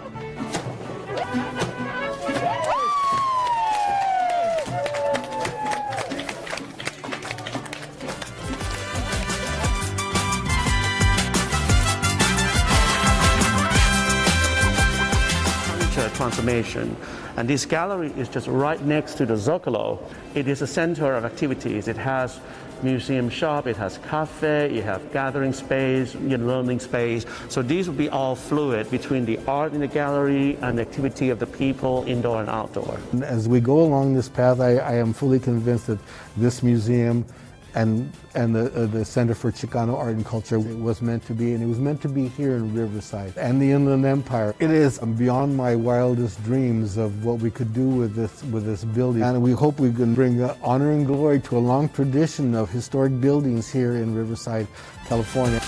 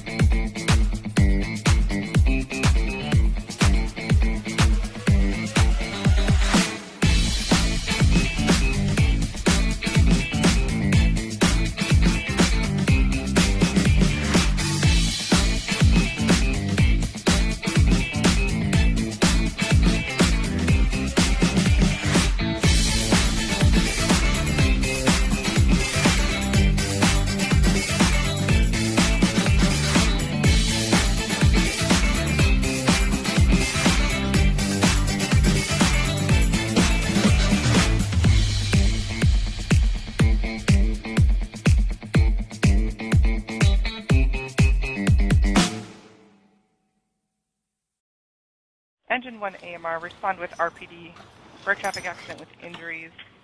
In 1234 Main, cross of Columbia, 2 vehicles involved.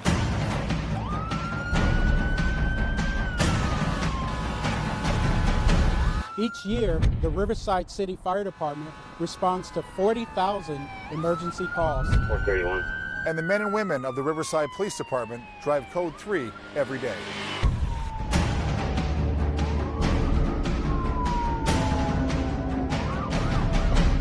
We need your help so you know what to do when you see emergency vehicles. Pull to the right. Pull to the right. Pull to the right.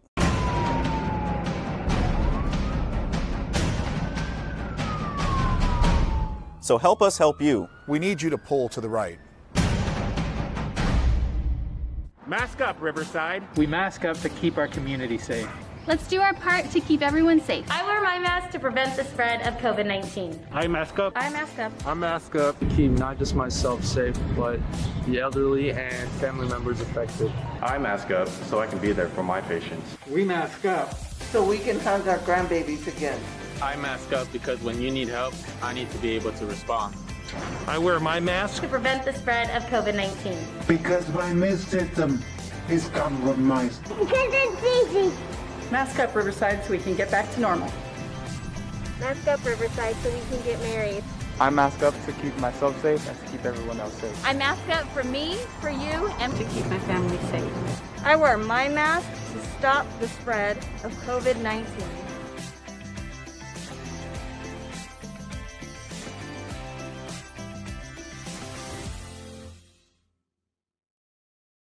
Add your phone. Stop the spread, California. Get COVID-19 exposure alerts. Help protect your community while maintaining your privacy. Go to canotify.ca.gov today. Agrega tu teléfono California, detén la propagación, recibe alertas de exposición a COVID-19, ayuda a proteger a tu comunidad mientras mantienes tu privacidad. Ve a canotify.ca.gov hoy.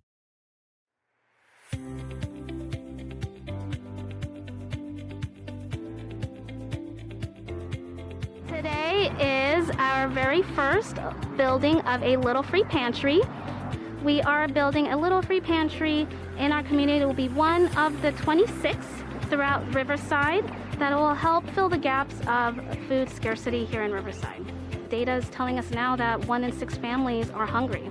It's about 44% of adults and about 50% of children that are hungry here within our own neighborhood, in our own backyard.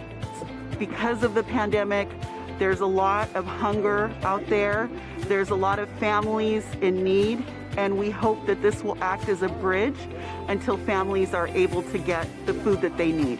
I think that there are always those times where we are living paycheck to paycheck and we need just a few cans of something to get us by. So these little pantries will serve in that capacity, and we're really excited to see something that will help families in need. And this has been a wonderful collaboration with the Riverside Mutual Aid Network, IEHP, here at Sandals Church, and the City of Riverside. So this has been a fantastic opportunity for community members to step up and to fill a real void in our city, which is food insecurity. So the idea is that if one of these free little pantries is in your neighborhood, you could stock it as frequently or as infrequently as you want to. And the idea behind it is that when people have extra food, it doesn't go to waste. These pantries are just kind of the first step, right, for reintroducing neighbors back to each other, getting folks involved in taking care of each other again, and just strengthening those community bonds that Riverside is so known for. Because things like food drives and food distributions, they're really good, but they only help folks in that moment of need. And we wanted to create something that would continue giving back 5, 10, 15 years from now, and really allow the community to get back into taking care of each other instead of maybe relying on, just government or nonprofit structures to kind of take care of them. If others want to follow suit, they can apply at riversideca.gov/cares as an application, or they can email us at neighbor@riversideca.gov to receive an application to host a Little Free Pantry in their neighborhood.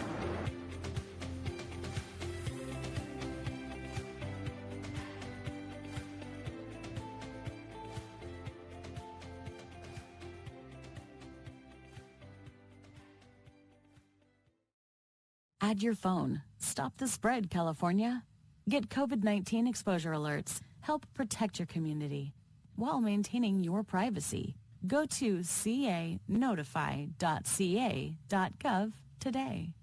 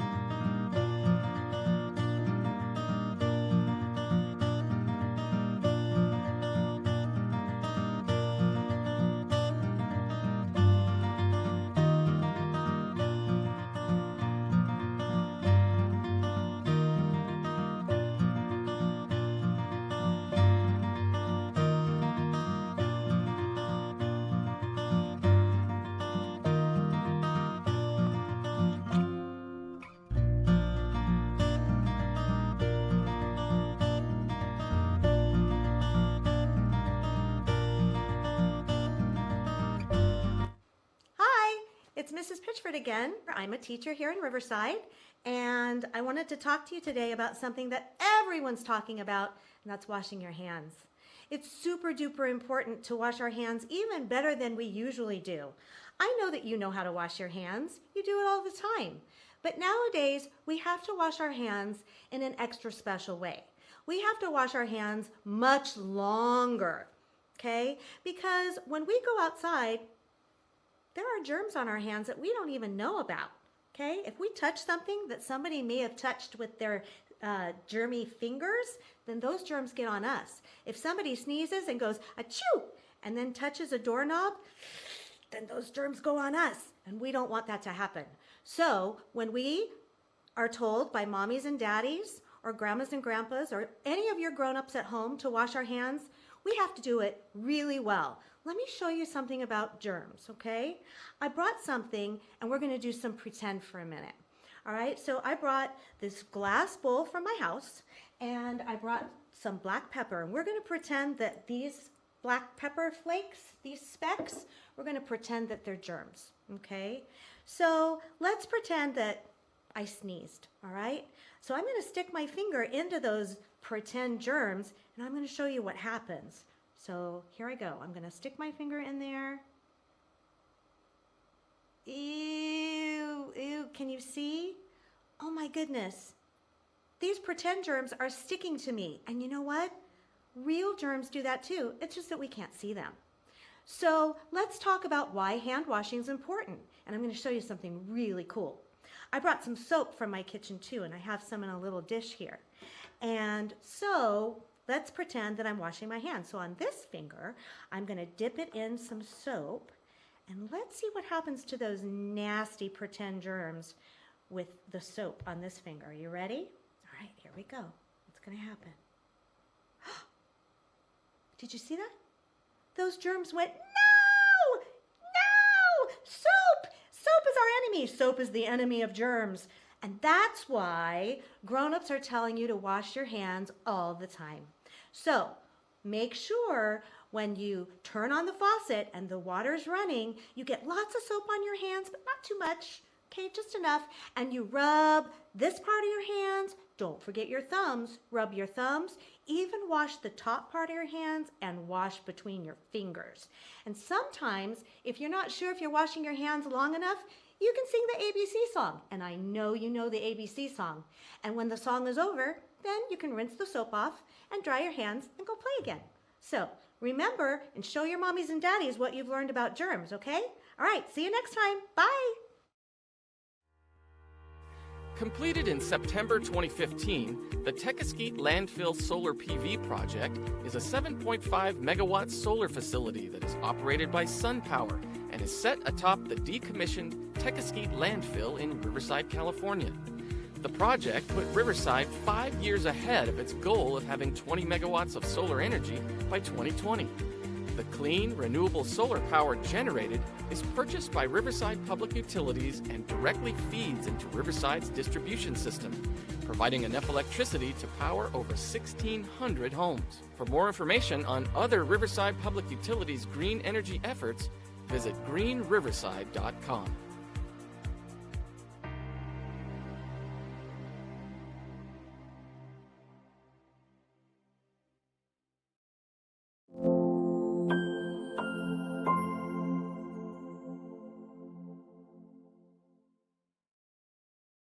Hi, once again, welcome to Riverside Monthly. I'm Steve Brazel, your host, and this is the episode for this month that I've been looking so forward to, getting to know our new mayor, Mayor Locke Dawson. Mayor, how are you?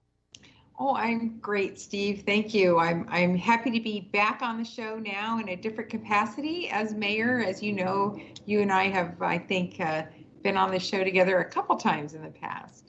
Yes, we have. And Mayor Patricia Locke Dawson was elected last year, is the new mayor for the city of Riverside, and I am so happy to have you in the city and looking so forward to what you're doing. But I want to get to know you as the non-mayor title a little bit. You grew up in Riverside in the Greenbelt area. You graduated from Notre Dame High School.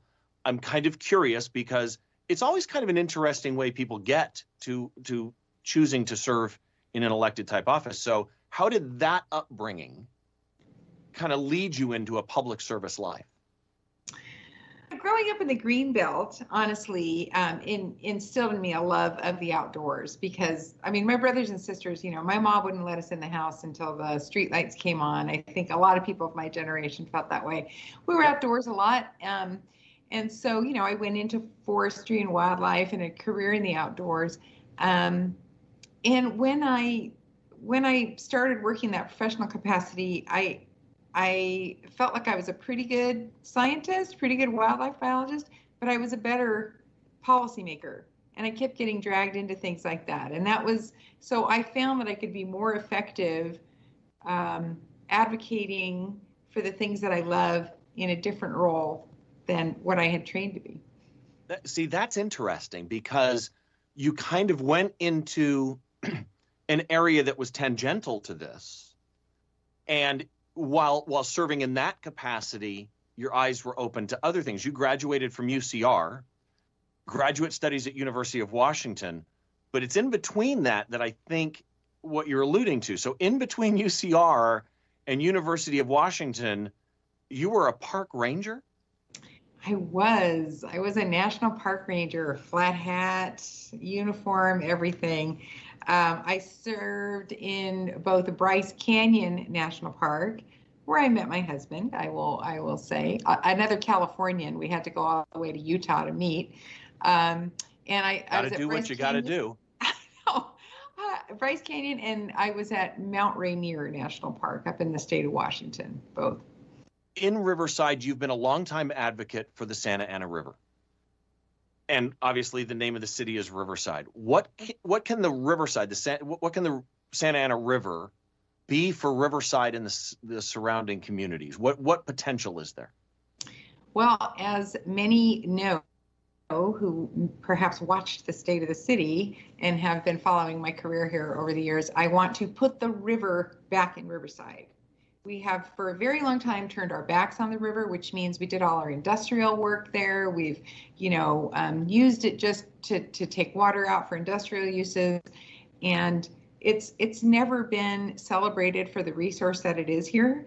which could be a beautiful natural area, a mosaic of uses from the headwaters of the San Bernardino Mountains to the coast of the Pacific Ocean, you know, a patchwork of open areas, natural areas, developed parks, bike paths, a place where families can come together, you know, across generations, across the city. That's my dream. Well, think about how many people know and utilize the Santa Ana River Bike Trail. And yet, like you say, taking it beyond that, there is so much opportunity there. But I kind of want to go back to something we talked about a second ago, because I keep thinking about this. Former National Parks Ranger, environmental scientist, mother of 3 daughters. What causes that human being to go, I'm going to run for office? What, I mean, seriously, what's the trigger that makes you think, because there's a lot of ways to serve. I mean, a park ranger is a service, you know, job.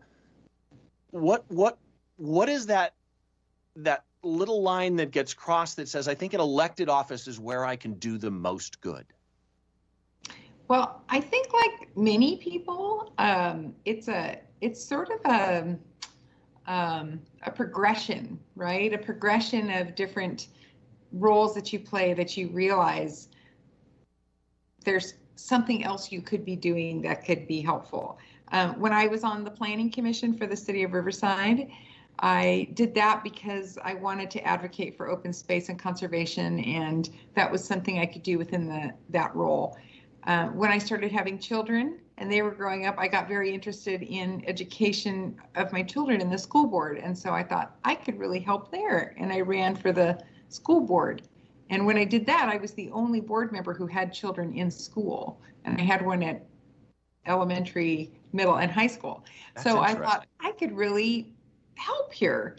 And then when Mayor Bailey decided to leave, he asked if I would be interested in running for office and for the mayor. And I thought, boy, that brings kind of everything all to bear here. Education, environment, you know, family, growing up here, all can come to bear in serving the citizens of Riverside. Kind of a unification of all of your points of view, a way for you to unify them in a message. Mayor Bailey comes to you and says, you know, you should do this. Is it what you expected? Now that once you open the door and go through that doorway, quite often there are surprises. So what's been the biggest surprise, and overall, has it been what you expected? Honestly, Steve, it has been what I expected. I'm not, just because I've been in public service and in government and elected office for so very long. I didn't mention I was also a gubernatorial appointee in a mental health services capacity. So that's also something that I think is very much something that I would bring to bear here. So there hasn't been a lot of surprises there. And honestly, in some respects, the school district was a very complicated place to be, which prepared me well for the city. So none of that was a surprise. I think what's been surprising is just how, I know this is crazy, but just how welcoming and wonderful and eager people are to help and see you succeed. You know, it's you get in this mindset that, oh, you know, I've got to get this work done, or there's, you know, so much to do, and people want to help and they're there. And Riverside is such a wonderful place to tap into all that creativity and resourcefulness of our citizens.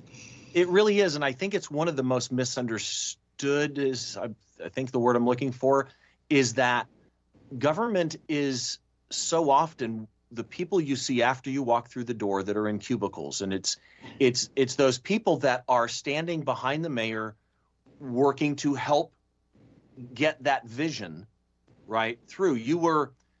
You mentioned advocating for students and parents as a member of the RUSD board.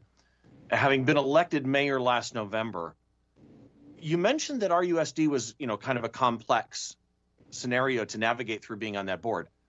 What are some of the similarities between being on a school board and being more in the city government type world? And for that matter, are there any huge differences that you found? Well, you know, I appreciate you asking that, because there's so many similarities in that, you know, running a large organization, a large corporation is the same anywhere you go. There are budget issues. Right. There are personnel issues. There are goals you're trying to get done. Those are all the same things that we had at the school district. And I don't know if you know, but the school district is actually larger than the city. So it has more employees. Really? And yeah, it is. It's bigger. And so it's got, I think 4,300 employees. The city has 2,500. So it's a bigger organization. It has a bigger footprint. It's larger by square mileage as well. So it was very similar in that way to come over running a large organization. And so, and while education is wonderful, and I served my time for 9 years there, now it's really cool to be able to open up and do other things. And as I said before, bring all that stuff that I'm interested in and other people are interested in to bear in this office. Okay, so then here's the question I need to ask then. With all of this background, environmental scientist, park ranger is still going to stick in my head for a couple of days. Oh, you're not going to let that go. No, and I'll tell you why, because I need to see the hat. Yeah. You don't have it with you by chance. I have to get you some pictures. Yeah. With that, the school board, the being a parent, the caring about the Santa Ana River environmental area and how it can contribute to the city, all of that coming together is the mayor's vision for the city of Riverside. So I'm curious, for somebody who does not know you, who does not get to really dive deep, what is that helicopter view of your vision for the city of Riverside? And I guess for that matter, where can people go to find out more about it? Wow. Helicopter view is that I want to work for a city where people can live where they work. They're not driving away, where our parks are open, accessible, beautiful, where there are jobs and businesses are thriving, both large and small, where people feel included and they are able to, find the opportunities they want to live and work here. Someplace for families and all ages to thrive. And I think you could probably go see more about that at my website, which is riversideca.gov/mayor. So you can go look there. Okay. And so first of all, I need to say again, congratulations on the election. I love having you in the city of Riverside. Twitter and Instagram, it's at Mayor Locke Dawson. Facebook, it's City of Riverside Mayor Patricia Locke Dawson. Madam Mayor, congratulations. Thank you so much for doing Riverside Monthly with us today. And I hope that you stay safe and enjoy the job. Thank you, Steve. I hope so too. It's off to a good start. And to everybody, for Riverside Monthly, we've got 4 segments this month. Make sure that you check out each and every one, each and every month. We've always got great topics and some serious ones. We've got a couple of fun ones this month as well. This is Riverside Monthly. I'm your host, Steve Brazel, and we will see you on the next show.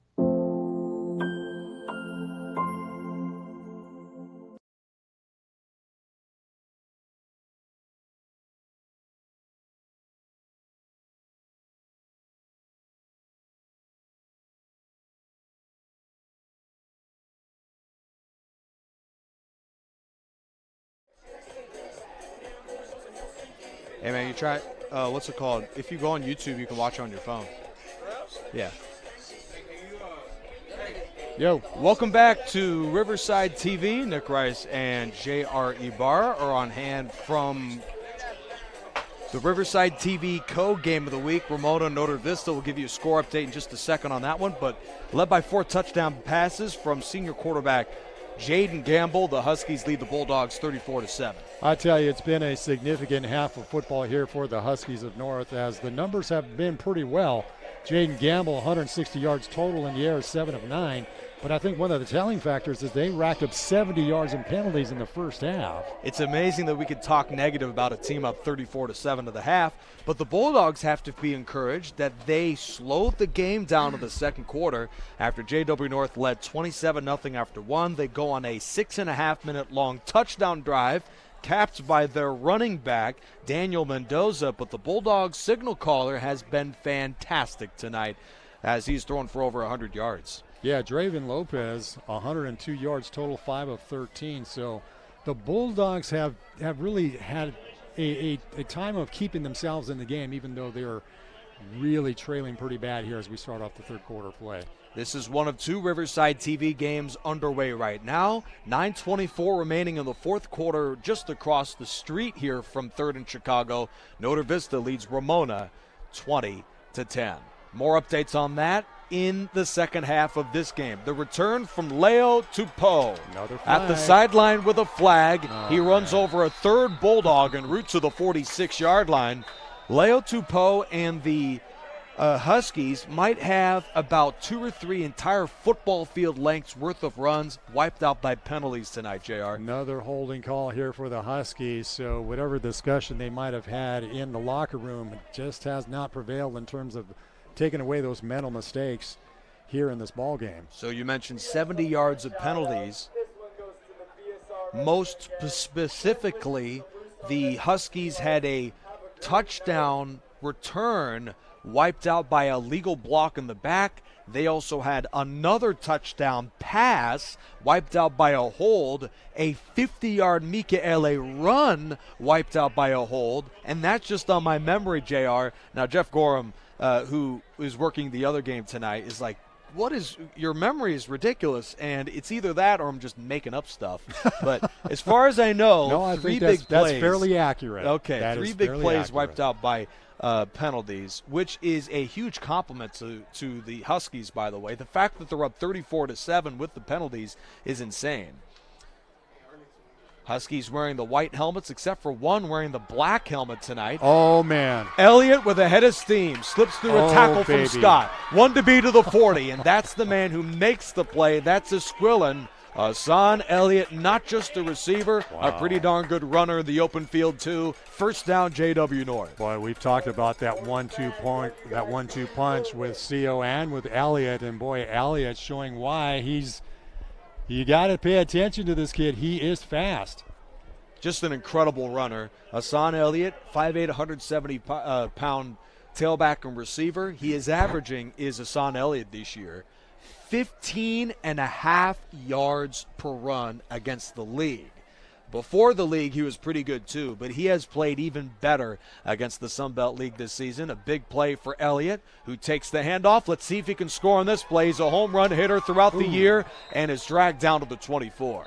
Nice hit, but nice Oohs run and ahs from the crowd as Maurice Scott drags him down. Oohs and ahs from you, too. That was quite the tackle from Scott. It was a nice collision, but Elliott's still coming up with about 15 to 16 yards, though. We got a face mask going against the Bulldogs, though. So me and Jeff Gorham, after every game, we bring up the best two-way player on the field as the Lou Groza Award winner. Now, you talk, JR, about... Now you're going way back in time with Lou Groza. Yes, you talk about a guy who's... Now you're talking about my era of football now. Okay, all right. 1940s, were you really watching 1940s NFL? But you say you're a great college fan and a high school fan, but, I mean, you know about Lou Groza, right? Oh, Lou the Toe Groza. How could you not know about him? So he played pretty much every position on the football field. Mikaele bounces off of hits. Oh, man. And somehow squirts past 3 Bulldogs. Flag on the play. And you could see it on the screen. That may be a hold on JW my North. Goodness. I tell you what. Yeah, holding call. Going to bring this one back. Jaden Jones. I mean, you're up on 90 yards of penalties so far. I mean, this but it's not just 90 yards of penalties. Actually, that one was on number 72, Arthur Marquez, the senior. But it's not just 90 yards of penalties. It's all the yards that they're losing on the play. So this goes down as a 10-yard flag, but really that was a 20-yard penalty because of the touchdown. Plus negates the score. I mean, it's really sad that the Huskies are really coming up with these mental mistakes that they better take care of if they want to go deep into CIF. Yeah, certainly a challenge going into the final few games of the season for head coach Opalani Veipulu, who took over. We brought this up briefly in the first half. Dennis Brown was the head coach, and Brown still serves as, as an assistant, is on the staff with the program, still teaching and everything too, just not the head coach. Gamble throws into traffic, somehow past Piekert into the hands of Alala for a Husky touchdown. And no flag. Plenty of traffic 20 yards to Olala. The quarterback has already thrown 5 touchdowns tonight. Nice execution here by the Huskies.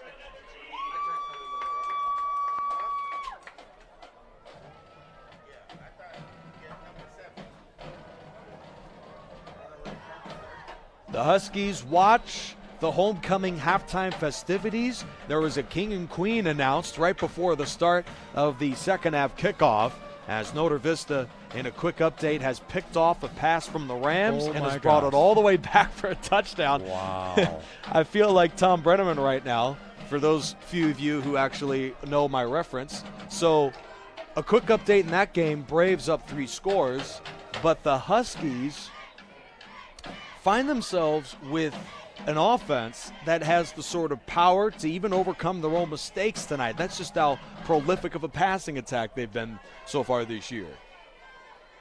Yeah, give kudos and congratulations to April Larson for being selected as the homecoming queen for tonight. Okay, well, that was my point. They take a half hour at the homecoming festivities. By the way, shout out to April. And they come right out in the second half, and it's as if there was no halftime break. Yeah, exactly. Impressive drive by J.W. North. And certainly for those of you who have tuned into this game over the thriller in the other game between Notre Vista and Ramona, thank you very much. Yeah, all of you who we're have watching some of the highlights, and Eddie Elaine comes up with a pick. Goes about 70-plus yards for the touchdown, although it looks like he pulls up towards the end of the run. I'm not sure if he hamstring or something. May have hurt his leg. Yeah, you can see it. Yeah. Oh, my goodness, right at the 5-yard line. Yeah, so I'm hoping that, and I'm sure Coach Batdorf is hoping that Elaine is not too badly hurt on that. But, man, what a great play by Eddie Elaine. Right. All right, let's talk more about this game instead of confusing our audience. I know, they must be talking like, what? What interception? I didn't see no interception. Let's look at this touchdown instead. Why don't we do that? Yeah, not an interception, and Olala did not pull his hamstring, it appears. How about that visor, too? You know, I bring this up almost every game this year. There's a look at the coach's tape on his right wrist. He's got the towel, he's got the visor, and the mouthpiece with the cool design, too. I mean, back when you were a star high school quarterback, JR, I'm sure. We didn't have quite that same equipment to work with. Yes. Not back in that day. I mean, it was enough just to have the leather helmets, okay? Right. Leather helmets, that's right. You guys were just headbutting each other for every tackle. Absolutely. But when it comes to, I'm sure, the uniformity, these coaches are rolling their eyes at some point, seeing the running back, seeing the kicker wearing the different colored sleeves, as we see here, Jose Lara. Running backs wearing visors, quarterbacks wearing shooter sleeves, wide receivers wearing 4 or 5 different color sweat bottoms.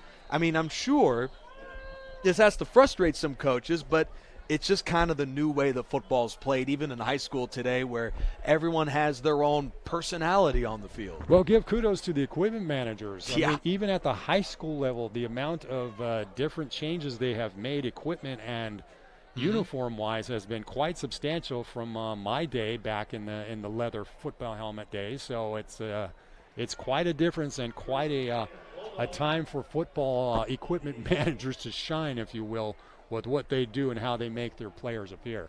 Back when I was playing high school football, we weren't even allowed to wear different knee pads.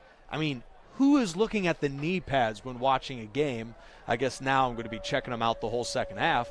But this is just a totally different age of football, and I'm sure a lot of these fans love it.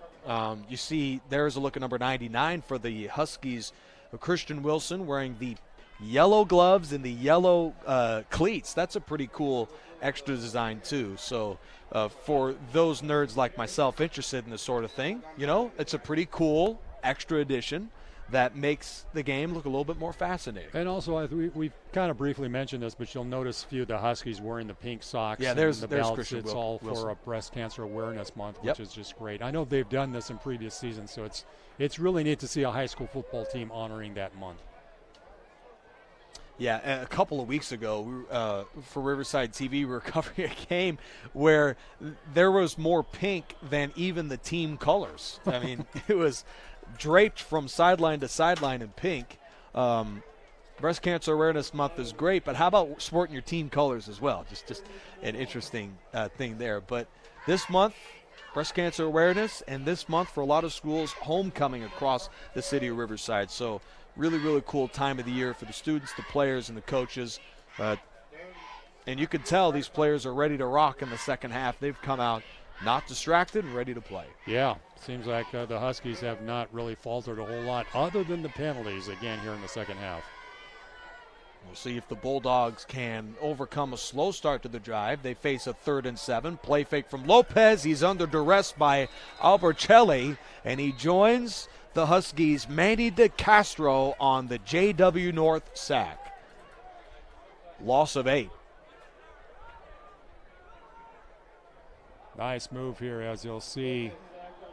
Lopez getting some serious pressure. Albercelli, number 43, DeCastro, number 33. It appears the third Husky got in there, too, number 23, Andre Lindsay.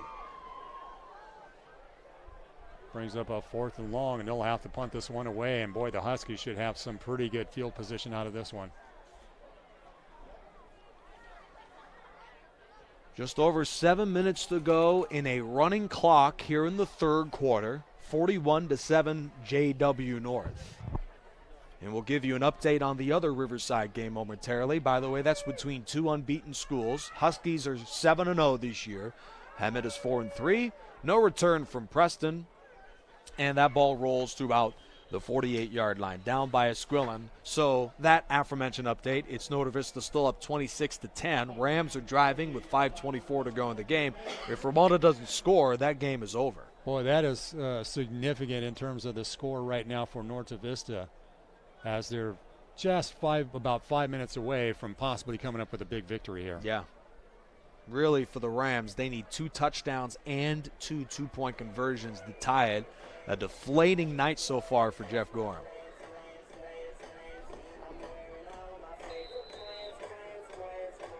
Looks like there's a little bit of a discussion here with Coach Opie and Ron Wade. The ball should have been placed to the 48-yard line. That's where it was down. They're discussing placement right now. Well, no shortage of action tonight for our officials. We haven't tracked the exact amount of penalties. Over under maybe 15, maybe even 20 tonight. Yeah, that's about actually, we're looking at 14 total. So 14, and then you tack on the couple so far in the second half. Yeah. Crazy. Nick Rice, J.R. Ibarra. Hope you're having fun on a Friday night. There's already across the city plenty of Halloween decorations for a lot of different houses. So yeah, people getting in that holiday spirit. We appreciate you in the middle of your decorating on a Friday night, yeah, joining us on Riverside TV. Great way to to start off the weekend. It's great high school football here in the city of Riverside. Just 14 days. Do you still dress up every? I was going to say, what are you dressing up as this year? Santa. Oh, my name is Nick, so I've dressed up in a lot of different, but this year is a Santa year. No trick-or-treating for me. I am dirt old, but I will go to a couple of costume parties. I'm excited for that. Cameron Shannon is the new quarterback in the game. That throw off of the hands of the Huskies and incomplete. So it looks like Coach OP deciding to put in some of his backups into this game, which is a very wise move. You want to keep everybody fresh for next weekend. Yeah, as they will play host to the struggling Valley View Eagles, and JR, you'll check them out as you'll be in the call for that one. Ualingi Peya, number 3, is the receiver in the game. As are the Huskies with 4 out there right now. Shannon checks it down to Carson Branch. Plenty of room. He shakes a tackle too and is knocked down just short of the first down. Branch records his 4th catch of the season and picks up a dozen. Nearly a dozen, not quite that. Mark him about 10 yards on the play. Carson Branch with the grab.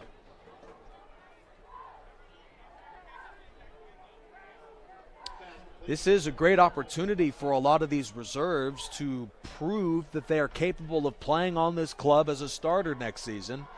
3rd down, Shannon guns it to his right, and that throw is incomplete, intended for Anthony Carter.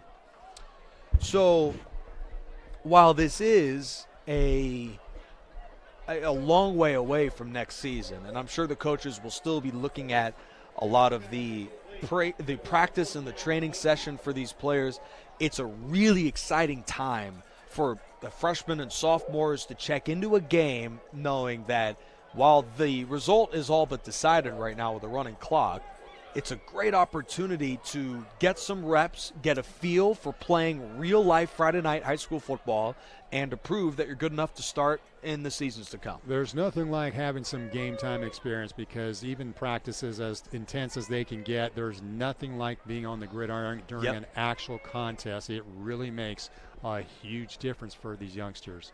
Direct snap. And here goes the punt from Damian Alala.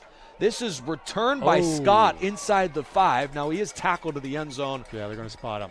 But the forward progress knocks him down around the 3-yard line. But anyways, it took a long time to get to this point, J.R. Ibarra. I apologize for the rambling. Lou Groza was a great two-way player, and Jeff Gorham every Friday night, Saturday night sometimes, we award the player we think was the best two-way player. How about that guy, number 1 Maurice Scott, for a nominee? You know, he's been great. He's a great candidate because he has done a significant job on both ends of the football. Mm-hmm. And, he could come up with the toe award. Yeah. I mean, everybody has a player of the game. That's obvious. But Lou Groza Award, that's something special for Riverside TV. So we'll see. Maurice Scott, great for the Bulldogs. For the Huskies, Asan Elliott, number 4. I'd say with his running, his receiving, and his defense, and his returning too, pretty darn good. Bulldogs' chances of a comeback really are down to this drive, and it's a slim one even with the score. 2-yard run here with a running clock. Really, Hemet can't afford too many runs the remainder of the game. No, I think they're going to have to start throwing this one if they want to have any kind of chance of getting themselves back into this and make up that huge deficit so far. They'd better start throwing that football. Danny Salvador heads out.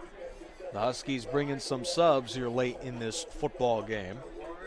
Number 26, in at cornerback, Osvaldo Solis, as the Huskies nurse the huge lead. They'll go back to the ground. Interesting decision for Hemet.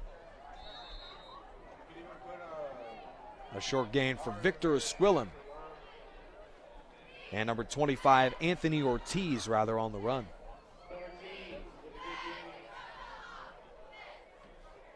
Yeah, nothing quite like playing on the live action Friday Night Lights.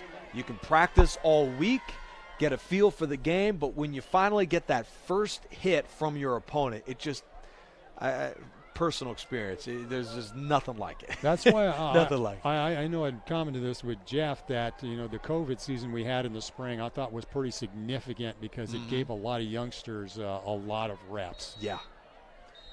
You would see, unlike in regular games, the game would be close. Usually you keep your starters in, but even in a close game, coaches are bringing in reserves because it felt almost like a glorified preseason that it did in actual because there was no playoffs at the end of it. It was like a super spring football schedule. It was good to see some of the players who may not normally get reps get some time on the gridiron, and I think it has made a difference here in the level of play through the fall season. Yeah. We've got under a minute to play in the third quarter. Bulldogs are scrambling for some late game points to make this one close.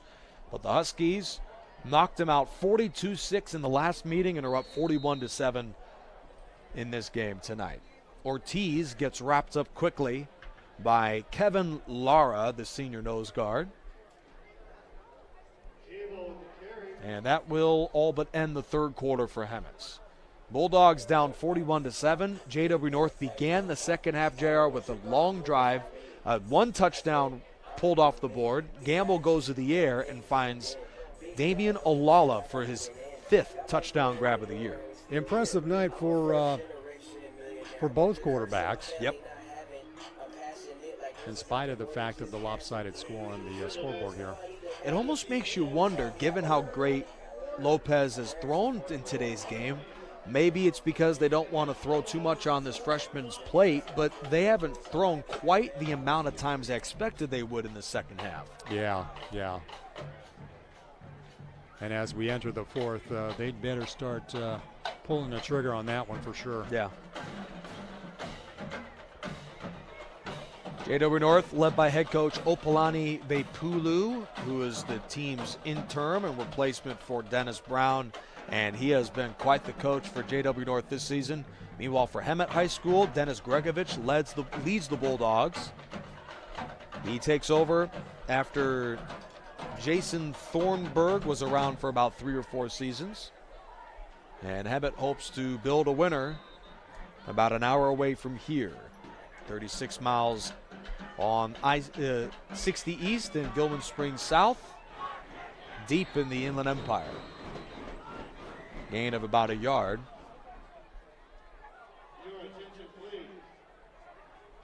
A run from Anthony Ortiz.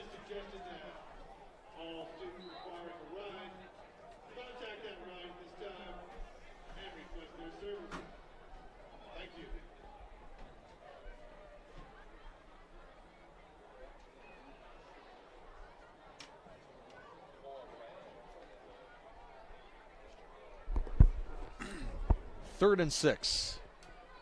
Bulldogs begin the fourth quarter needing a big play. We'll see if they can get the spark right here against the top defense in the Sun Belt League. They'll go to the run again. Pitch to Ortiz, snuffed out quickly. Jared Sullivan makes the stop. Boy, just surprised on the play calling on that one. Not sure why they're continuing to stay on the ground with this type of deficit they need to make up with. So it almost seems they're running more in the second half than in the first half. And with them bringing out the punt, it appears this game is all but over, which means JW North not only continues their record to 8-0, but they have essentially clinched the Sun Belt League. They would have a game-and-a-half lead with 2 games to go and a tiebreaker over Orange Vista, which will move to second place given this result pans out here in the fourth quarter. Safe to say they will have a good seed in CIF, and once again, we'll see what happens on Selection Sunday. This is like leading the marathon by 2 miles. If you can't win the league after tonight's game, something's wrong. So JW North appears to win this league right And here. you got to wonder for the Bulldogs. I think at this point they realize that this one is probably a lost cause, and maybe they're just trying to kit themselves a little bit of practice time, if you will. Fair enough. To establish the running game and get themselves some momentum as they head into their next contest next weekend. A Thursday game, so it's a short week. That makes things kind of tough. So you can almost look at the fourth quarter here as a practice session, if you will, a scrimmage session here against the Huskies. Yeah, fair enough. By the way, from Zachary Stadium, this game is final. The Braves up 26-10. Wow. And not only that, it appears, I don't want to speculate too much, did they call that game early? Well, I see the clock running. Yeah, why is and no teams on the field.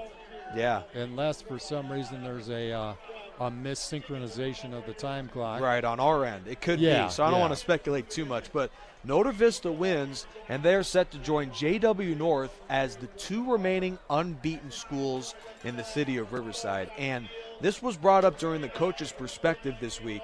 Riverside sometimes gets overlooked as a football town, high school-wise. Sure does. Nobody's looking over RCC. By the way, join us for our RCC broadcast tomorrow. Tigers just won the national championship for junior college last year. But this city sometimes gets overlooked for high school football this year. That's not the case in 2021. No, the city of Riverside has a lot of great teams. Yeah, obviously we had 3 teams coming into tonight with undefeated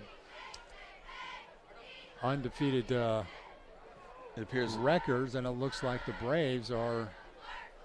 Yeah, it looks like it was a clock thing on our end. I didn't want to speculate too much. So there's still 4:41 left in that game. We'll give you updates. Huskies 41, Bulldogs 7 in this one, as JW North, as mentioned, is part of a laundry list of great Riverside teams. But the Huskies are playing the best ball out of everybody right now, except maybe Notre Vista, because JW North has beaten a lot of really good teams. They crushed Long Beach Jordan. They shut out the Notre Dame Titans this year. They beat a good Orange Vista team in their building. I'm just speaking of some of the JW North wins. And then, of course, a big win tonight over Hemet. Meanwhile, the Huskies' remaining schedule, home for Valley View. JR, you'll have that game. Yep, and then we'll be at here. Rancho Verde to close the season.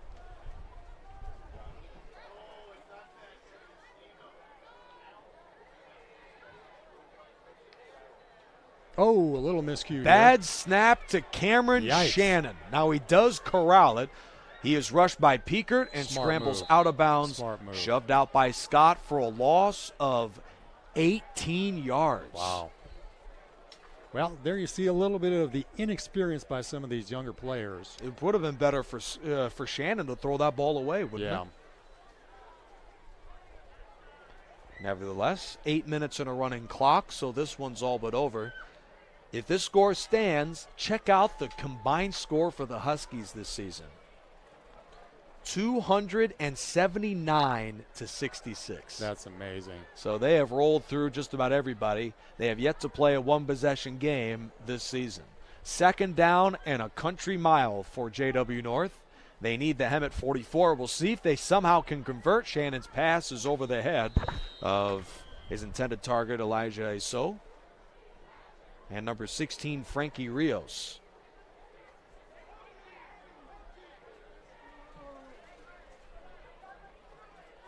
Breeze kind of kicking up a little bit. Thankfully, it's not made any kind of factor here in this contest, because I know driving in on the 60, man, there was some pretty good gusts. Yeah. Getting through Market Street there in Riverside.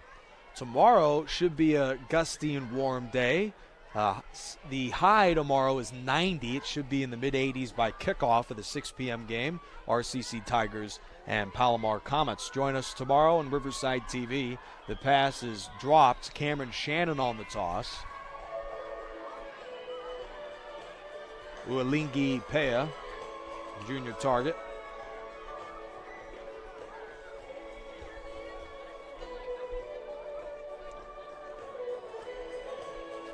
You remember this song? That goes way back in the day here. I'm surprised these kids know this song. Yeah. How do these kids know this music? Oh my goodness, this is going to bother me.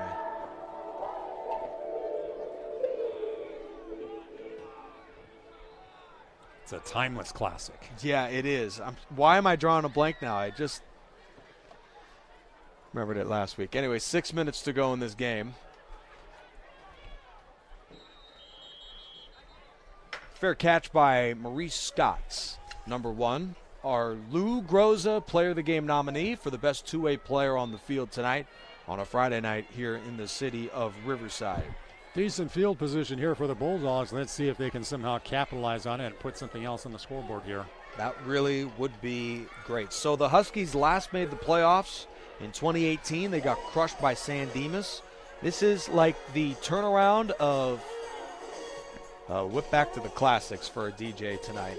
JW North, they've only made one playoff game since 2012. Wow. So this is a rare. Now, they would have made the playoffs had 2020 included it, but the Huskies bring in a coach in Opalani Veipulu, and it almost seems not that last year's team or 2019 with Dennis Brown was there wasn't motivated, but sometimes you could look at the Kansas City Chiefs who bring in an Andy Reid as just one example where a new voice can make a huge difference. And Coach Opie, I mean, he was here on staff. He was their defensive coordinator and their defensive line coach, so it's not like he was unfamiliar with what is happening with the program, and I think that was an effective hire for him to become head coach here. Yeah. But sometimes you get that new voice. Brandon Staley, for those of you who are Chargers fans, he joins the team, and it's as if the Chargers are a completely different club. They look much more motivated and juiced, and this club has really shocked a lot of teams in the NFL. We always knew they were talented, first down run from Anthony Ortiz, but all of a sudden now the Chargers, I mean, Justin Herbert helps, but the Chargers look like one of the favorites to winning the AFC. We'll see. That might be my Chargers fandom speaking, though, but I think they got a chance. The Bulldogs are changing things up personnel-wise, too, so Coach Gregovich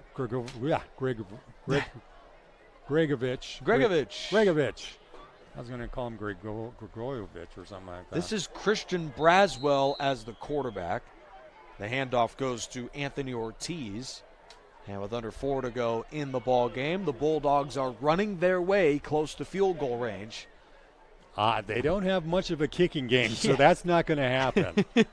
So, hey, I'm trying to be nice here, Jay. Well, you know, like I said, I've yet to see them make a point after. So in the games that they did come up victorious with, so the kicking game is really not there for the Bulldogs. So they got to somehow punch this into the end zone with a touchdown. One thing some of you may wonder, we brought this up earlier in the fourth quarter. JW North is going to be 8-0. Notre Vista is set to be 8-0. Would they play each other in the playoffs? Interesting thought. Based on the way the divisions work, they won't. Because JW North, as of now, would be in Division 4. Notre Vista, as of now, would be in Division 7. That's according to your calculation. That is according to mine. But you don't know what the CIF computers might come up with. And that's also now. That's not after a couple extra games. So that's true. There's still a couple of weeks to play. A win over Ramona might help them boost up the division ranks a little bit, too. Yeah. So especially the way they did so. Congratulations to the Braves. 8-0 with a 26-10 win.